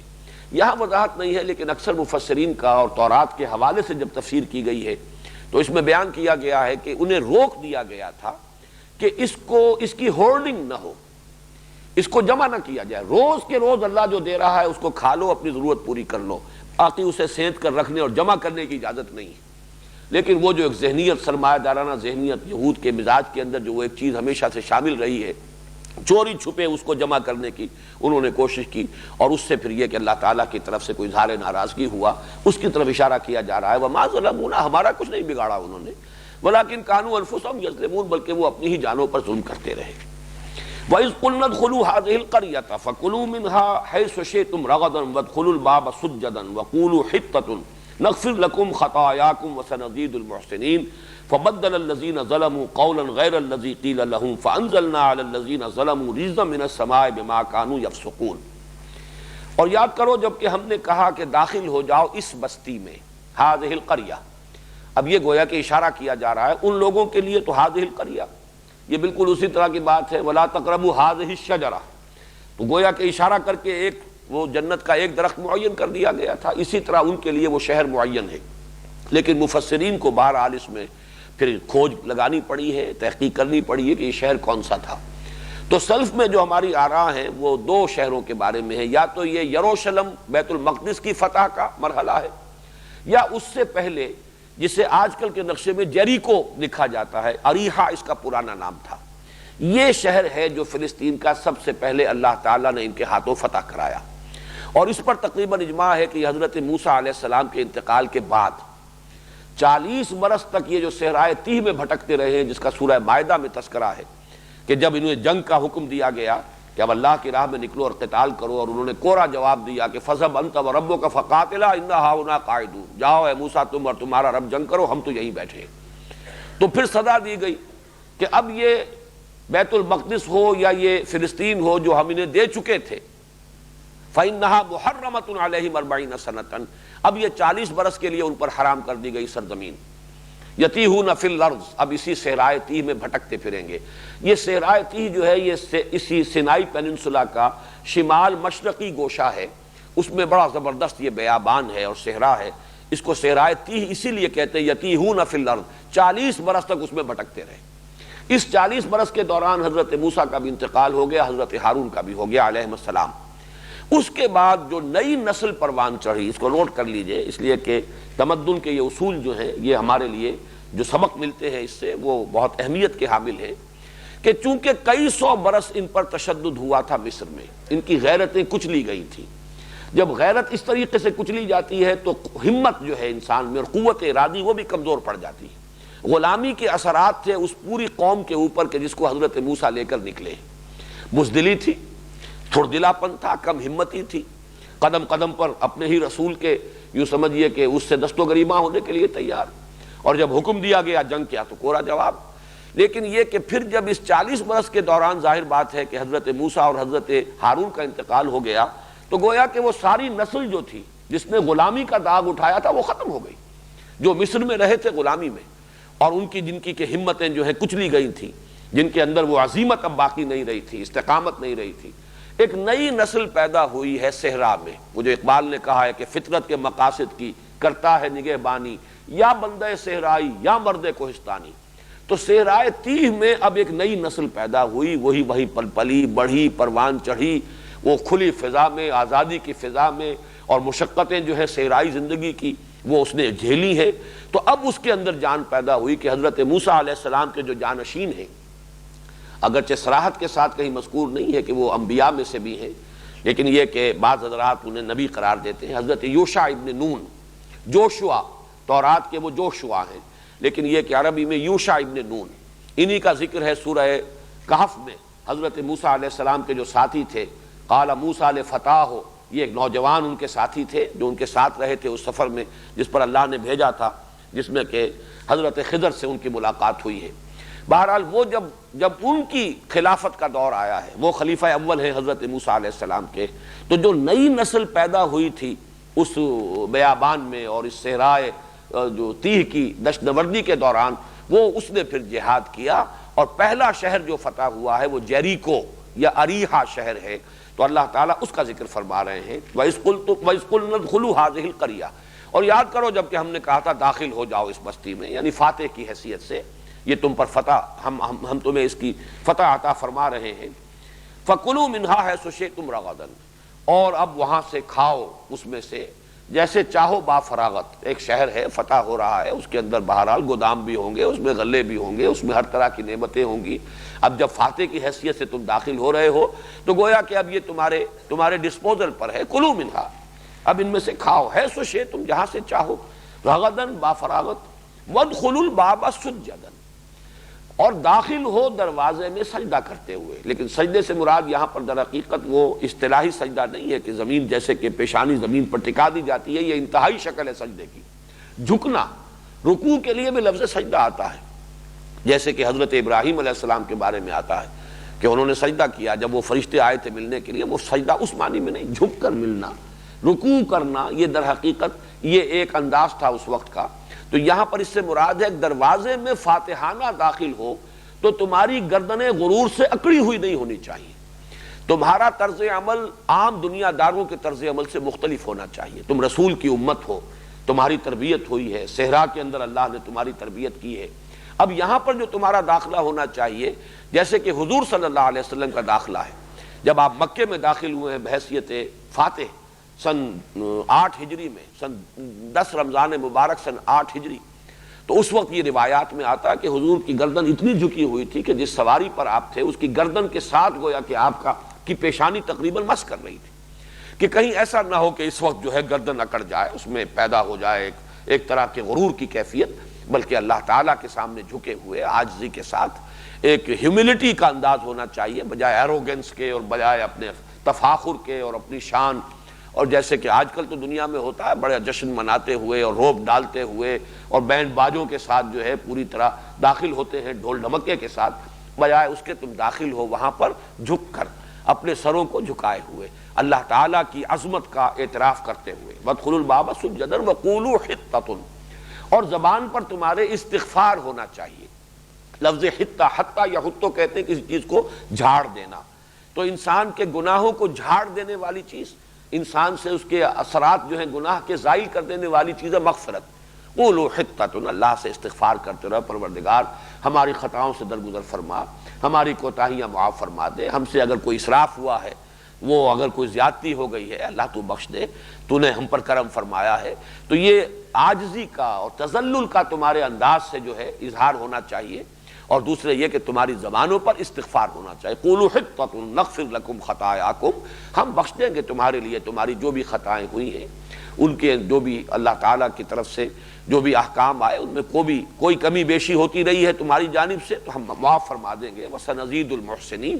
اور جو تم میں سے ہیں محسنین، محسن کا لفظ جو ہے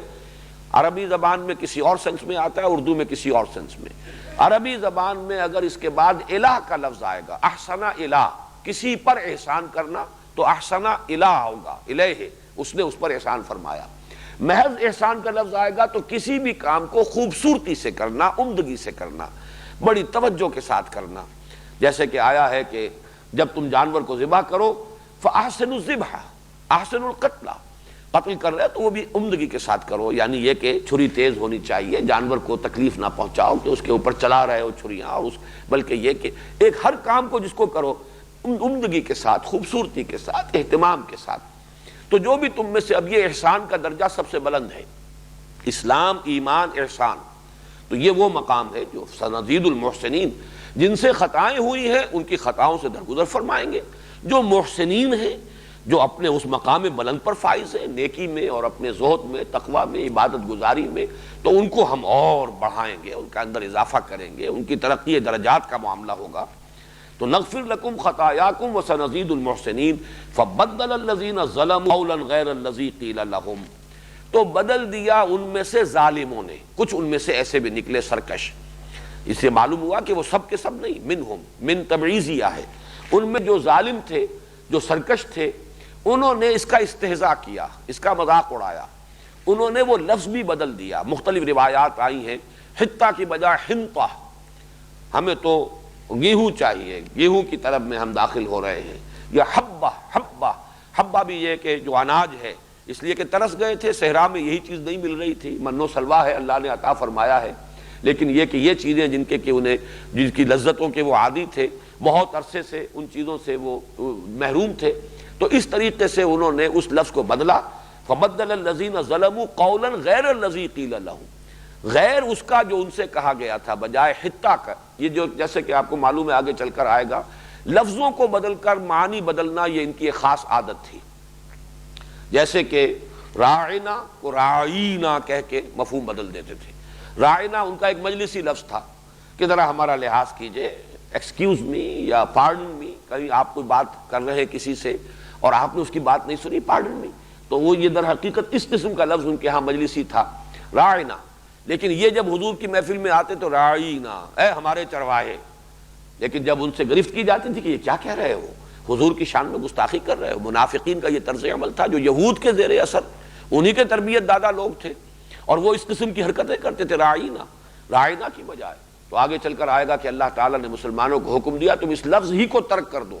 تم انظرنا کہا کرو کہ حضور ذرا ہماری طرف توجہ فرمائیے، ہم بات سمجھ نہیں سکے، ذرا دوبارہ فرما دیجئے، یہ راعینا کا لفظ ہی چھوڑ دو جس کو کہ ذریعہ بنا لیا ان یہودیوں نے، اور ان کے جو گماشتے ہیں منافق تمہاری صفوں کے اندر، انہوں نے اس لفظ کو بگاڑ کر اور نبی کی توہین کا ذریعہ بنا لیا، اس لفظ کو چھوڑ دو۔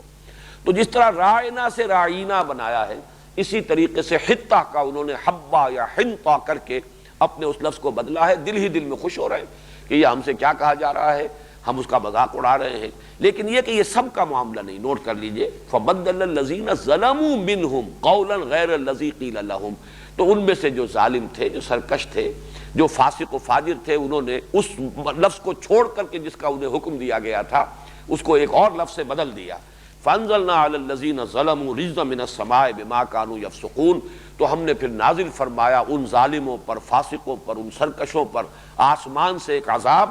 ان کے فسق کی وجہ سے، ان کی سرکشی کی وجہ سے، ان کی ناہنجاری کے باعث ہم نے ان کے اوپر عذاب نازل فرمایا۔ یہ من السماء سے لازماً مراد یہ نہیں ہے کہ آسمان ہی سے کوئی براہ راست شے نازل ہوئی ہو، اللہ تعالیٰ کے حکم سے جو شے بھی نازل ہوتی ہے اس کے لیے استعارے کے طور پر آسمان سے نازل ہوئی۔ تورات سے جو معلوم ہوتا ہے وہ یہ ہے کہ ایک وبا ان میں پھوٹ پڑی،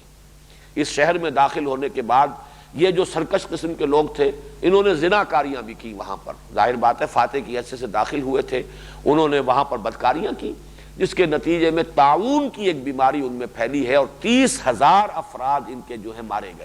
مر گئے ہیں اس طاعون کی وبا میں۔ تو غالباً اس کی طرف اشارہ ہے کہ اللہ تعالیٰ نے پھر ان کے اوپر یہ اپنا عذاب جو ہے وہ نازل فرمایا۔ اب اس کے بعد وہ واقعہ آ رہا ہے وَإِذِ اسْتَسْقَىٰ مُوسَىٰ لِقَوْمِهِ فَقُلْ نَضْرِب بِعَصَاكَ الْحَجَرَ، یہ جو بھی محققین ہیں تورات کے اور بائبل کے، ان کا کہنا یہ رفیدیم ایک مقام ہے، یہ کوہ طور سے اور جہاں سے کراس کیا تھا حضرت موسیٰ علیہ السلام اور ان کی قوم نے مصر سے سینائی پیننسولا میں آنے کے لیے، اس کے تقریباً درمیان میں ایک مقام ہے، اور یہ ایک ایسی جگہ ہے کہ جہاں پانی بالکل نایاب ہے، قطعاً نایاب، وہاں جو ہے ان پر پیاس کی شدت جو ہے شدید ہوئی ہے، اور جیسے کہ میں تفصیل بیان کر چکا ہوں، پوری کی پوری قوم جو ہے حضرت موسیٰ علیہ السلام کے خلاف اٹھ کھڑی ہوئی، شکایت کا اور شکوے کا ایک انداز لے کر، یہاں تک کہ، اور یہ ویسے بات سمجھ میں بھی آتی ہے کہ جب پیاس جان پر بن جائے کسی کے تو واقعہ یہ کہ حواس کا قائم رکھنا کوئی آسان کام نہیں ہے، اور یہ تو قوم بھی ہے جو بنیادی طور پر سرکش قوم،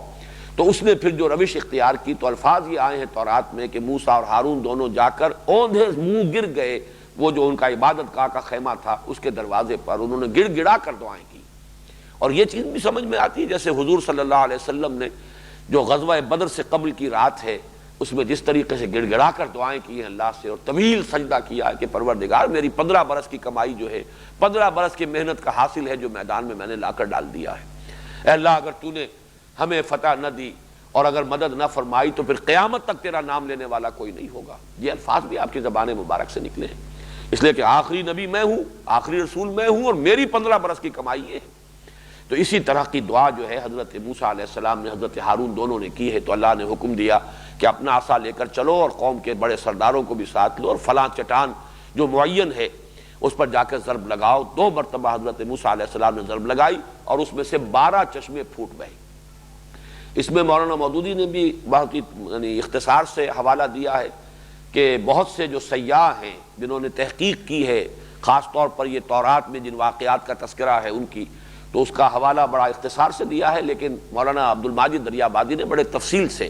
کئی سیاحوں کی جو ہے وہ کوٹیشنز دی ہیں اپنی تفسیر میں کہ وہ چٹان اب بھی موجود ہے اور اس کے اندر وہ سوراخ ہیں۔ اگرچہ ایک زمانے تک تورات کے لوگ، عیسائی لوگ، یہودی لوگ مذاق اڑاتے رہے قرآن کا کہ یہ 12 کا عدد کہاں سے لے آیا قرآن،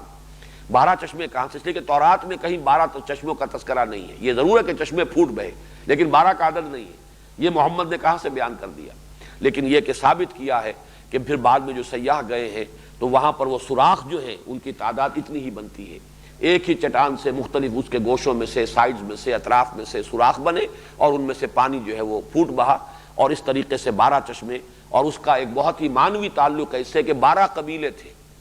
ہر قبیلے نے اپنا ایک گھاٹ معین کر لیا، یہ چشمہ ہمارا ہے، یہ چشمہ ہمارا ہے، یہاں سے جو پانی نکل رہا ہے وہ ہمارا ہے۔ اس سے یہ ہے کہ وہ غائلی جو ہے ان کے اندر جو بد امنی ہو سکتی تھی اگر ایک ہی چشمہ ہوتا، جیسے کہ حالی نے کہا ہے کہ کہیں پانی پینے پلانے پہ جھگڑا، کہیں گھوڑا آگے بڑھانے پہ جھگڑا، تو ان جھگڑوں کا بھی اللہ نے سردباب کر دیا اور 12 چشمے جو ہیں حضرت موسیٰ علیہ السلام کے عصا کی ضرب سے اس چٹان سے اللہ تعالیٰ نے بہا دیے۔ وَإِذِ اسْتَسْقَىٰ مُوسَىٰ لِقَوْمِهِ، استسقا پانی طلب کرنا، سقا یسقی پلانا، اسی سے لفظ سقا بنا ہے پلانے والا، تو اسی سے لفظ ساقی بنا ہے۔ اب تو سقا جو ہے وہ ہمارے ہاں وہ پیشہ ہی ختم ہو گیا جب سے یہ کہ پانی کا یہ نظام ہے اور واٹر سپلائی کا نظام، ٹیپ سے پانی آ رہا ہے، لیکن یہ کہ یہ سقا اور بنا، اور خاص طور پر مکہ مکرمہ میں جب پہلی مرتبہ سن 62 میں حج کے لیے حاضری ہوئی ہے تو باقاعدہ بورڈ لگے ہوتے تھے فلاں شخص سقا۔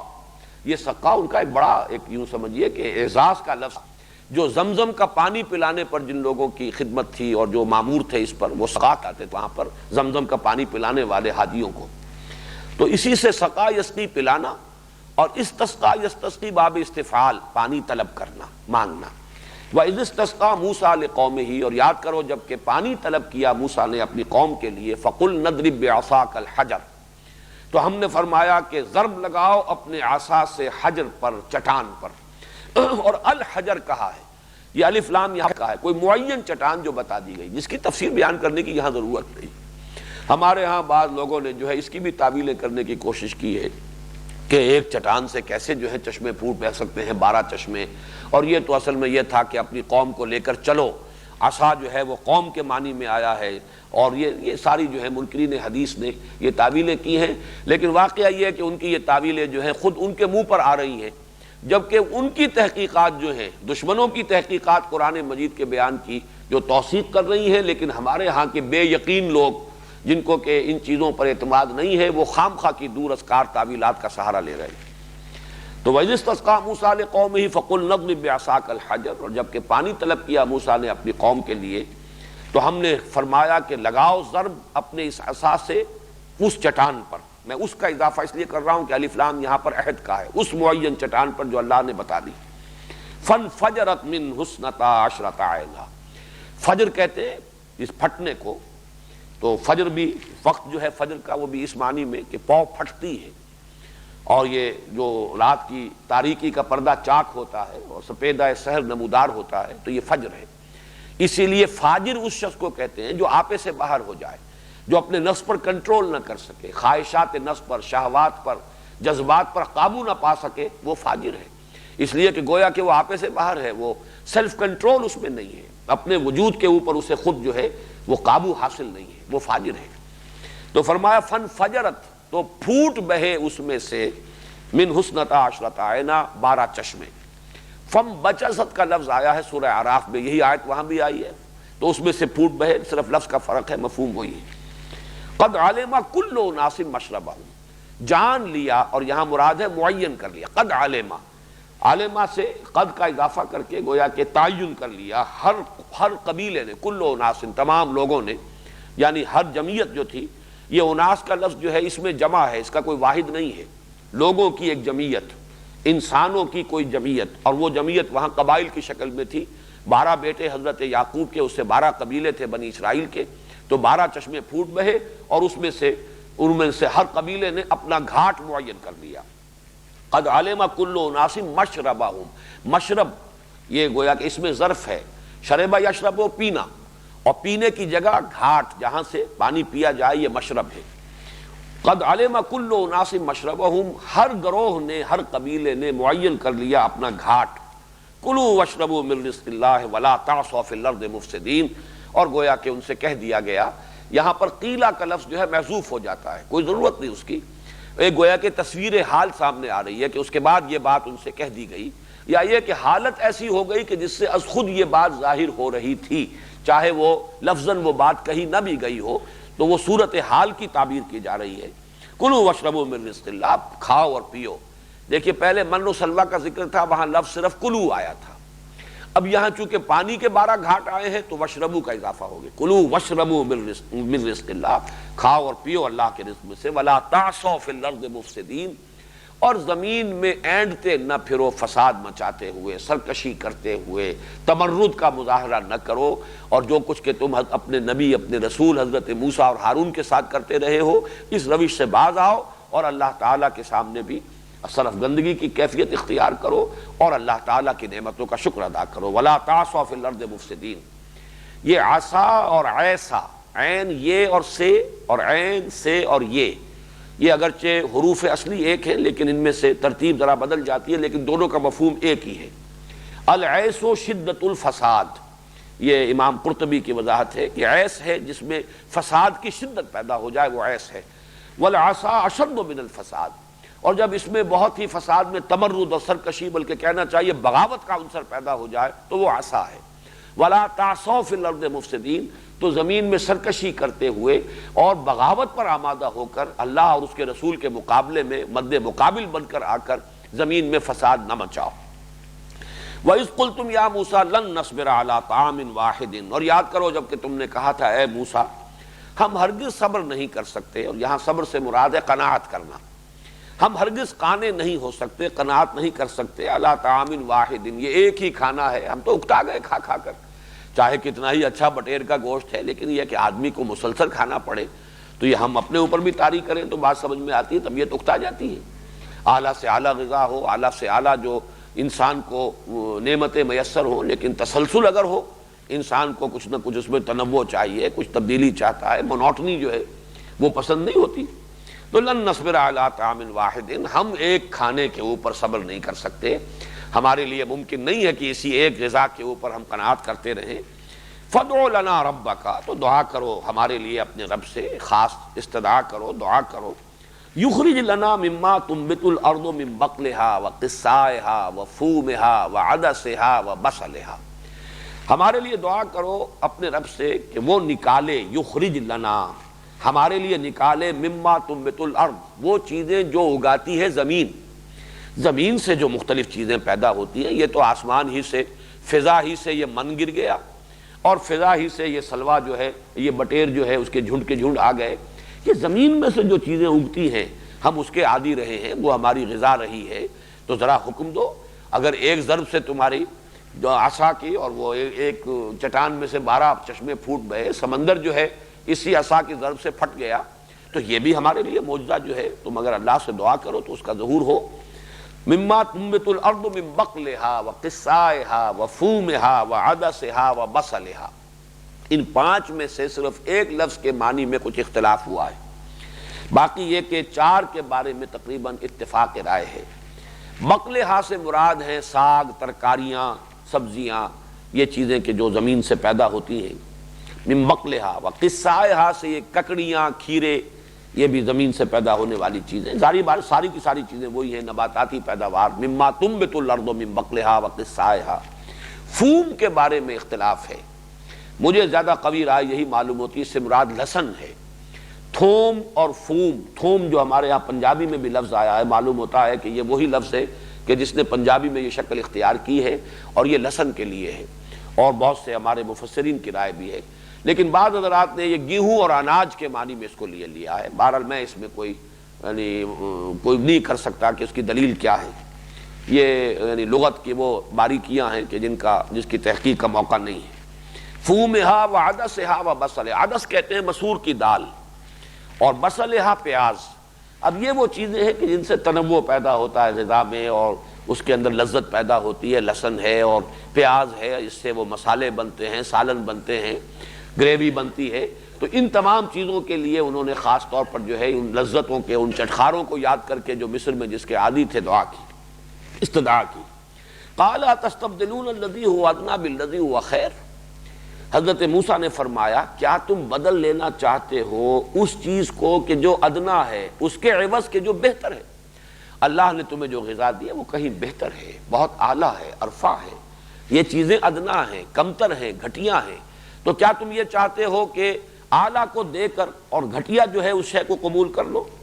اہبطوا مصرا، اگر ایسا ہے ہی تو جاؤ کہیں سیٹل ڈاؤن، کسی شہر میں، بڑے شہر میں جا کے آباد ہو جاؤ۔ یہ مصر سے مراد ملک مصر نہیں ہے، بلکہ مصر کا لفظ آتا ہے کسی بھی بڑے شہر اور بڑی بستی کے لیے۔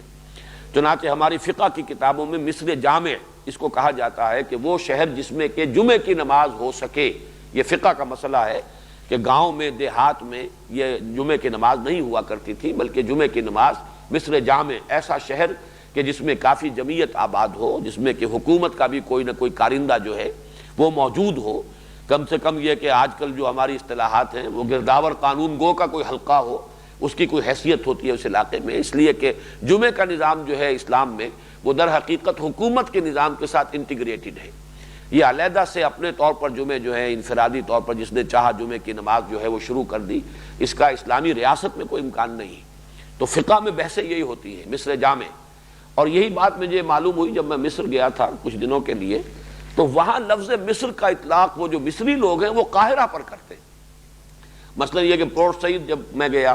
یا اسی طریقے سے دوسرے شہروں میں جانا ہوا، کسی پوچھا کہاں جا، مصر جا رہا ہوں، اور میں حیران ہوتا تھا مصر جا رہے ہیں، مصر میں تو ہو تم، یہ پورا ملک جو ہے اس کا نام مصر ہے، لیکن وہ مصر قاہرہ کو کہتے ہیں، مصر، بلکہ وہ مصر نہیں کہتے، مصر کہتے ہیں۔ تو مصر میں جا رہا ہوں میں، یعنی یہ کہ وہ قاہرہ کا سفر کر رہا ہوں۔ تو مراد یہ ہے کہ اگر تمہیں یہی چیزیں چاہیے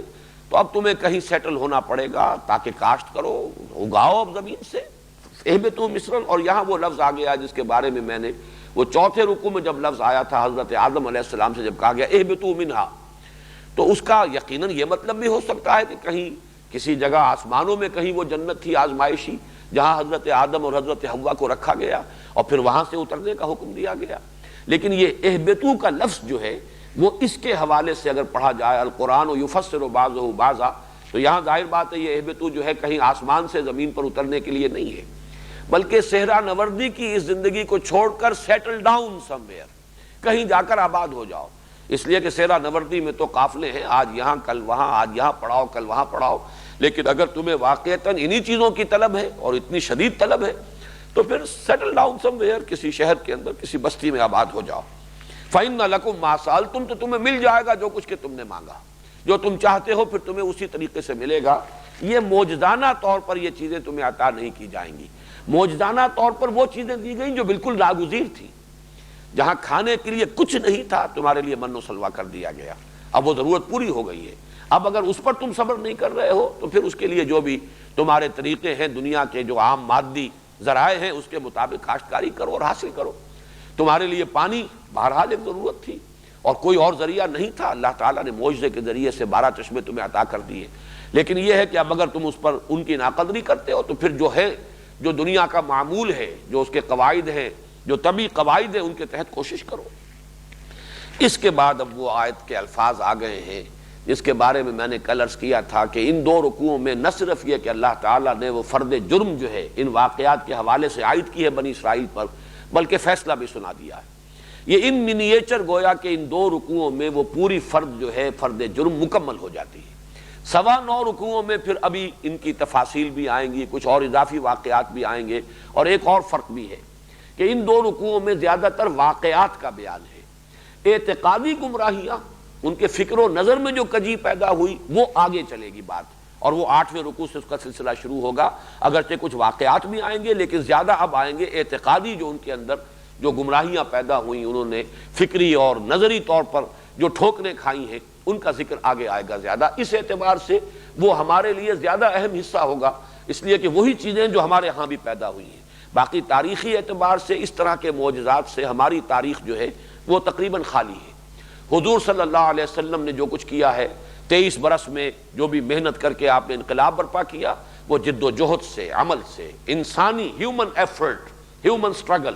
اس کے اندر ان معجزات کا دخل تقریباً نہ ہونے کے برابر ہے۔ کوئی من و سلوہ نازل نہیں ہوا، حالانکہ 3 برس تک حضور صلی اللہ علیہ وسلم اور بنو ہاشم جو ہیں وہ محصور رہے ہیں اس شیب بنی ہاشم کے اندر، اور فاقوں کی انتہائی شدت جو ہے وہ بھی آئی ہے، من و سلوہ نازل نہیں ہوا۔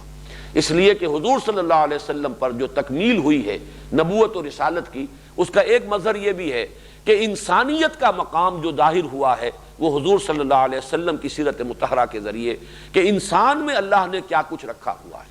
انسانی جد و جہد، ہیومن سٹرگل سے کیا کچھ اچیو کیا جا سکتا ہے۔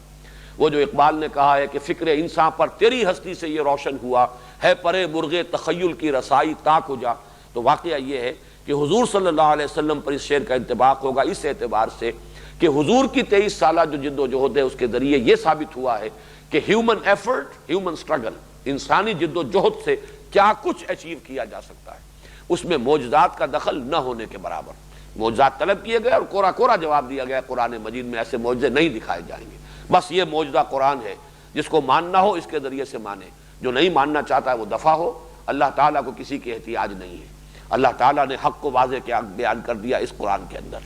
بہرحال وہ آیت جو ہے آ رہی ہے، آیت کا وہ ٹکڑا بلکہ پوری آیت نہیں، وَضُرِبَتْ عَلَيْهِمُ الذِّلَّةُ وَالْمَسْكَنَةُ وَبَاءُوا بِغَضَبٍ مِّنَ اللَّهِ۔ ضُرِبَتْ عَلَيْهِمْ، ان پر دے ماری گئی۔ یہ دے مارا جانا جو ہے، ضربہ علی، کسی شے کا کسی پر تھوپ دیا جانا۔ جیسے کبھی بچپن میں ہم نے تو دیکھا تھا، عورتیں جب اپلے بناتی تھیں تو اپلوں کو تھوپتی تھی، وہ زور سے مارنا دیوار پر تاکہ وہ چمٹ جائیں اس کے ساتھ۔ اسی طریقے سے گیلی مٹی ہے، اس کو بھی اگر لیپنے پوتنے کے لیے استعمال کرنا ہے تو پہلے اس کو زور کے ساتھ دیوار پر مارا جاتا ہے تاکہ وہ اس کے ساتھ اس کی ایک جو ہے اس کا تعلق قائم ہو جائے، پھر جو ہے اس کو پھیلایا جاتا ہے۔ تو اسی اعتبار سے لفظ لایا گیا ضربت علیہم الذلہ، ان پر ذلت مسلط کر دی گئی، دے ماری گئی ان پر ذلت۔ والمسکنہ، اور مسکنت، مسکنت کا لفظ جو ہے وہ آتا ہے کم ہمتی کے لیے۔ مسکین کہتے ہیں اس شخص کو، جیسے کہ آپ کہتے ہیں نیورستھینیا کا مریض ہے کوئی شخص، دیکھنے میں بڑا ہٹا کٹا ہے، جوان ہے، لہیم شہیم ہے، لیکن اعصابی کمزوری ہے کہ جنبش نہیں کر پا رہا، ہمت نہیں ہے، حرکت نہیں کر سکتا، اعصابی کمزوری۔ اسی طرح مسکنت کا مفہوم ہے کہ کم ہمتی انسان میں پیدا ہو جائے۔ وَبَاءُوا بِغَضَبٍ مِّنَ اللَّهِ، باؤ آتا ہے لوٹنے کے لیے، جیسے باؤ آبا یعوبو ہے، اسی طریقے سے حروف اصلی وہی ہے، ترتیب بدلی ہوئی ہے، لوٹنا پلٹنا، وہ اللہ کا غضب لے کر لوٹے، یعنی مستحق ہوئے اللہ کے غضب کے۔ یہ اب مغضوب علیہم قوم ہے، اللہ تعالیٰ نے اس قوم کو مغضوب علیہم قرار دیا ہے۔ ذالک بانہم کانوا یکفرون بآیات اللہ، یہ اس لیے کہ یہ لوگ اللہ کی آیات کا انکار کرتے رہے، اللہ تعالیٰ کی آیات کی ناقدری کرتے رہے، انکار کرتے رہے۔ وَيَقْتُلُونَ النَّبِيِّينَ بِغَيْرِ الْحَقِّ، اور ان انبیاء کو قتل کرتے رہے ناحق۔ ایک تو یہ کہ قتل نبی بہت بڑا جرم، پھر یہ کہ اس کے لیے جو ان کے مقدمات جس طور سے انہوں نے قائم کیے، اس میں جو بھی یعنی ایک کامن سینس کے جو تقاضے ہیں وہ بھی پورے نہیں کیے،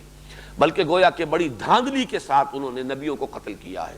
جن میں سے خود تورات میں حضرت یسعیاہ نبی، حضرت یرمیاہ نبی، حضرت زکریا نبی اور حضرت یحییٰ، ان کے قتل کا ذکر موجود ہے۔ قرآن مجید میں صرف حضرت یحییٰ کا ذکر موجود ہے کہ انہیں قتل کیا گیا۔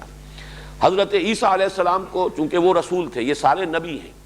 لیکن حضرت عیسیٰ رسولا الی بنی اسرائیل، تو انہوں نے تو قتل کرنا جو ہے اس کا اپنی حد تک پورا جو ہے انہوں نے کر لیا، لیکن یہ کہ اللہ تعالیٰ نے انہیں بچایا اور انہیں زندہ آسمان پر اٹھایا، یہ اللہ تعالیٰ کا معاملہ ہے۔ لیکن ان کے جو جرائم کی فہرست میں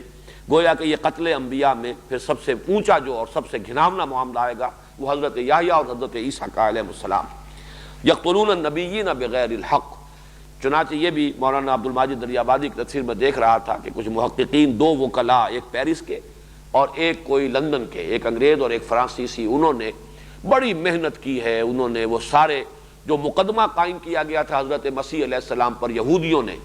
اور رومنز کی وہ عدالت تھی، اس لیے کہ رومی تھے اصل میں حکمران وہاں، یہودیوں کو اس وقت جو ہے وہ ایک اٹانومی حاصل تھی، لیکن یہ کہ اصل حکومت جو ہے وہ رومیوں کی تھی۔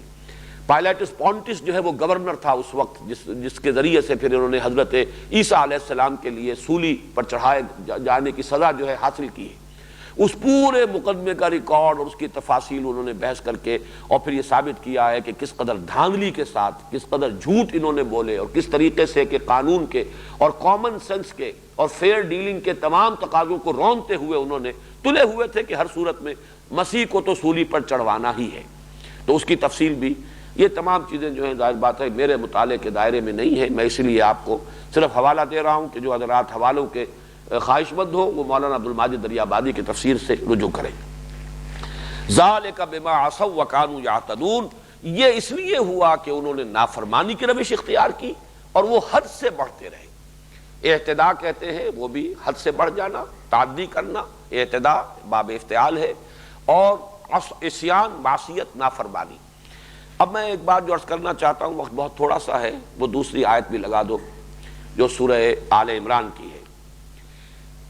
سورہ بقرہ اور سورہ آل عمران کے بارے میں یہ بات میں شروع میں عرض کر چکا ہوں کہ یہ آپس میں بہنیں ہیں، جوڑے کی حیثیت رکھتی ہیں،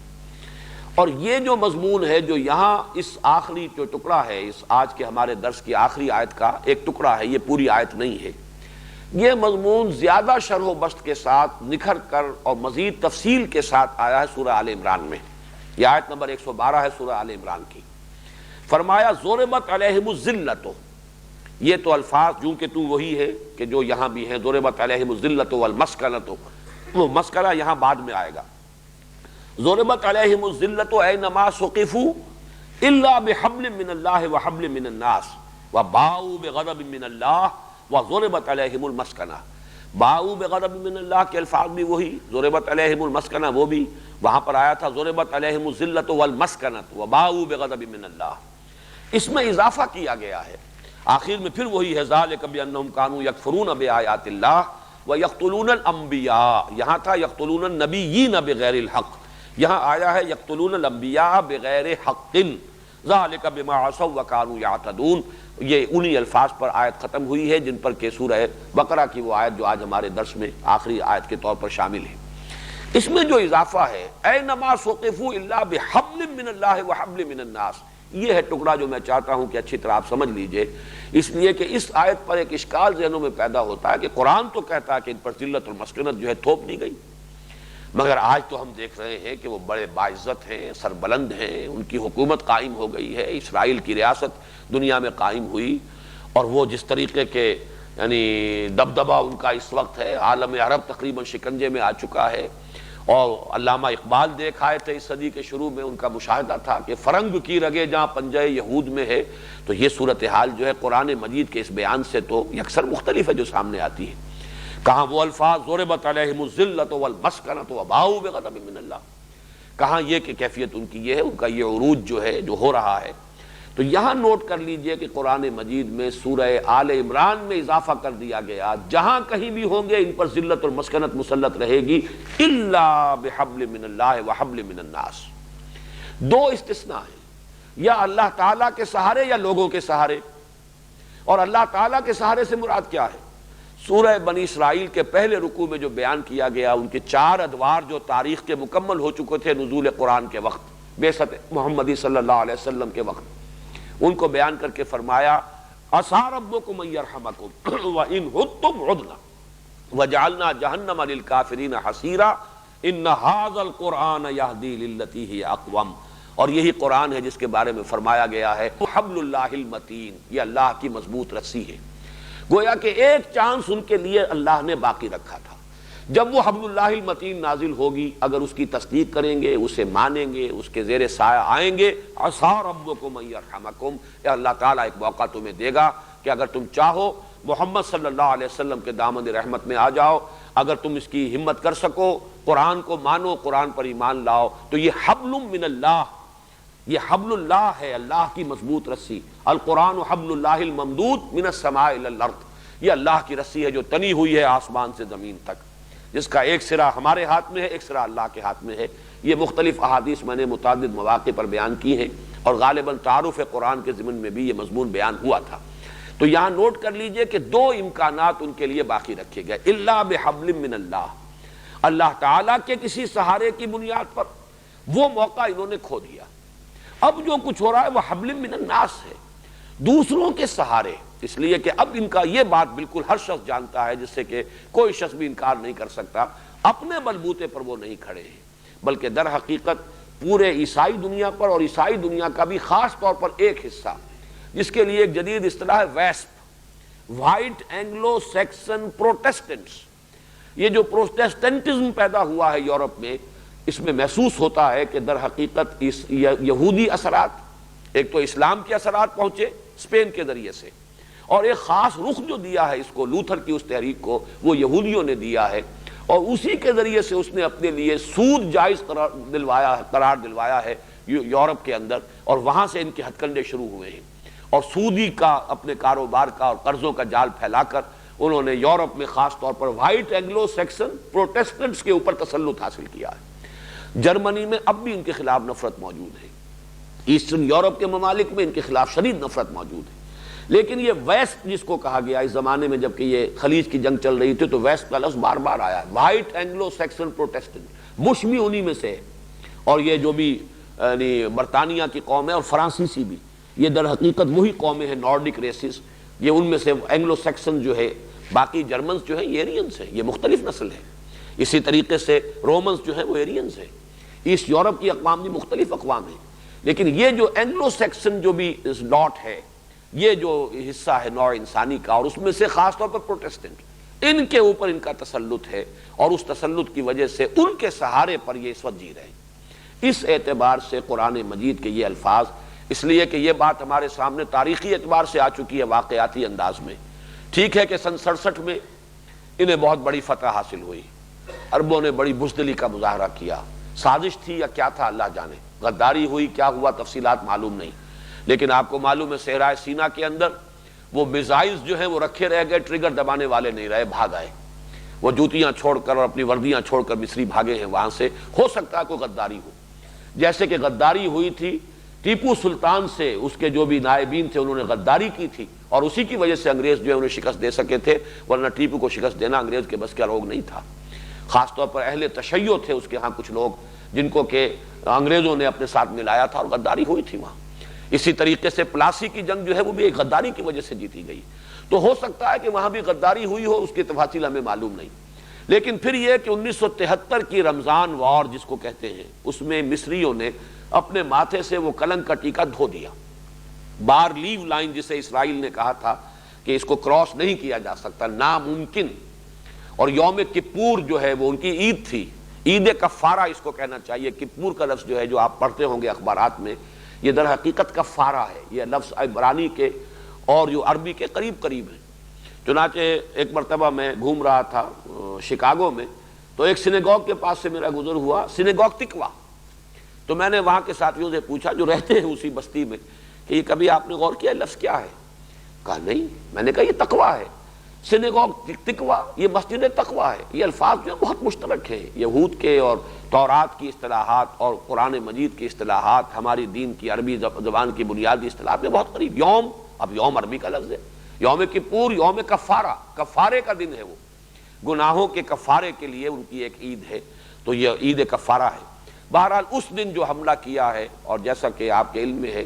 کہ گولڈا مائر جو ہے وہ خودکشی کرنے تک کا فیصلہ کر چکی تھی، امریکہ سے پھر جو وہ عام سپلائی ہوئی ہے، اور ایک فضائی پل گویا کہ اس وقت بھی جیسے کہ یہ اب خلیج کی جنگ کے دوران ہوا ہے کہ مسلسل معلوم ہوتا تھا کہ ایک کے بعد دوسرا دیو ہیکل طیارہ چلا آ رہا ہے، جیسے کہ کوئی پل بند گیا ہو، اور اس تسلسل کے ساتھ اسی طرح اس وقت ہوا تھا۔ تو اصل میں اگر ان کا کوئی سہارا ہے، اور یہ وہ آخری ہے، چراغ جو ہے بجھنے سے پہلے بھڑکتا ہے، یہ اس کی آخری بھڑک ہے، لیکن بہرحال اس کے بعد آخری تباہی بھی ان کی آئے گی، لیکن یہ دوسری بات ہے کہ ان کی آخری تباہی سے قبل مسلمانوں پر ان کے ہاتھوں اللہ تعالیٰ کا عذاب جو ہے اس کے کوڑے برسنے والے ہیں، جو ہماری آنکھوں کے سامنے اب نظر آ رہا ہے۔ اللہ تعالیٰ اس سے ہمیں اپنی پناہ میں رکھے۔ بارک اللہ لی ولکم فی القرآن العظیم ونفعنی وإیاکم بالآیات والذکر الحکیم۔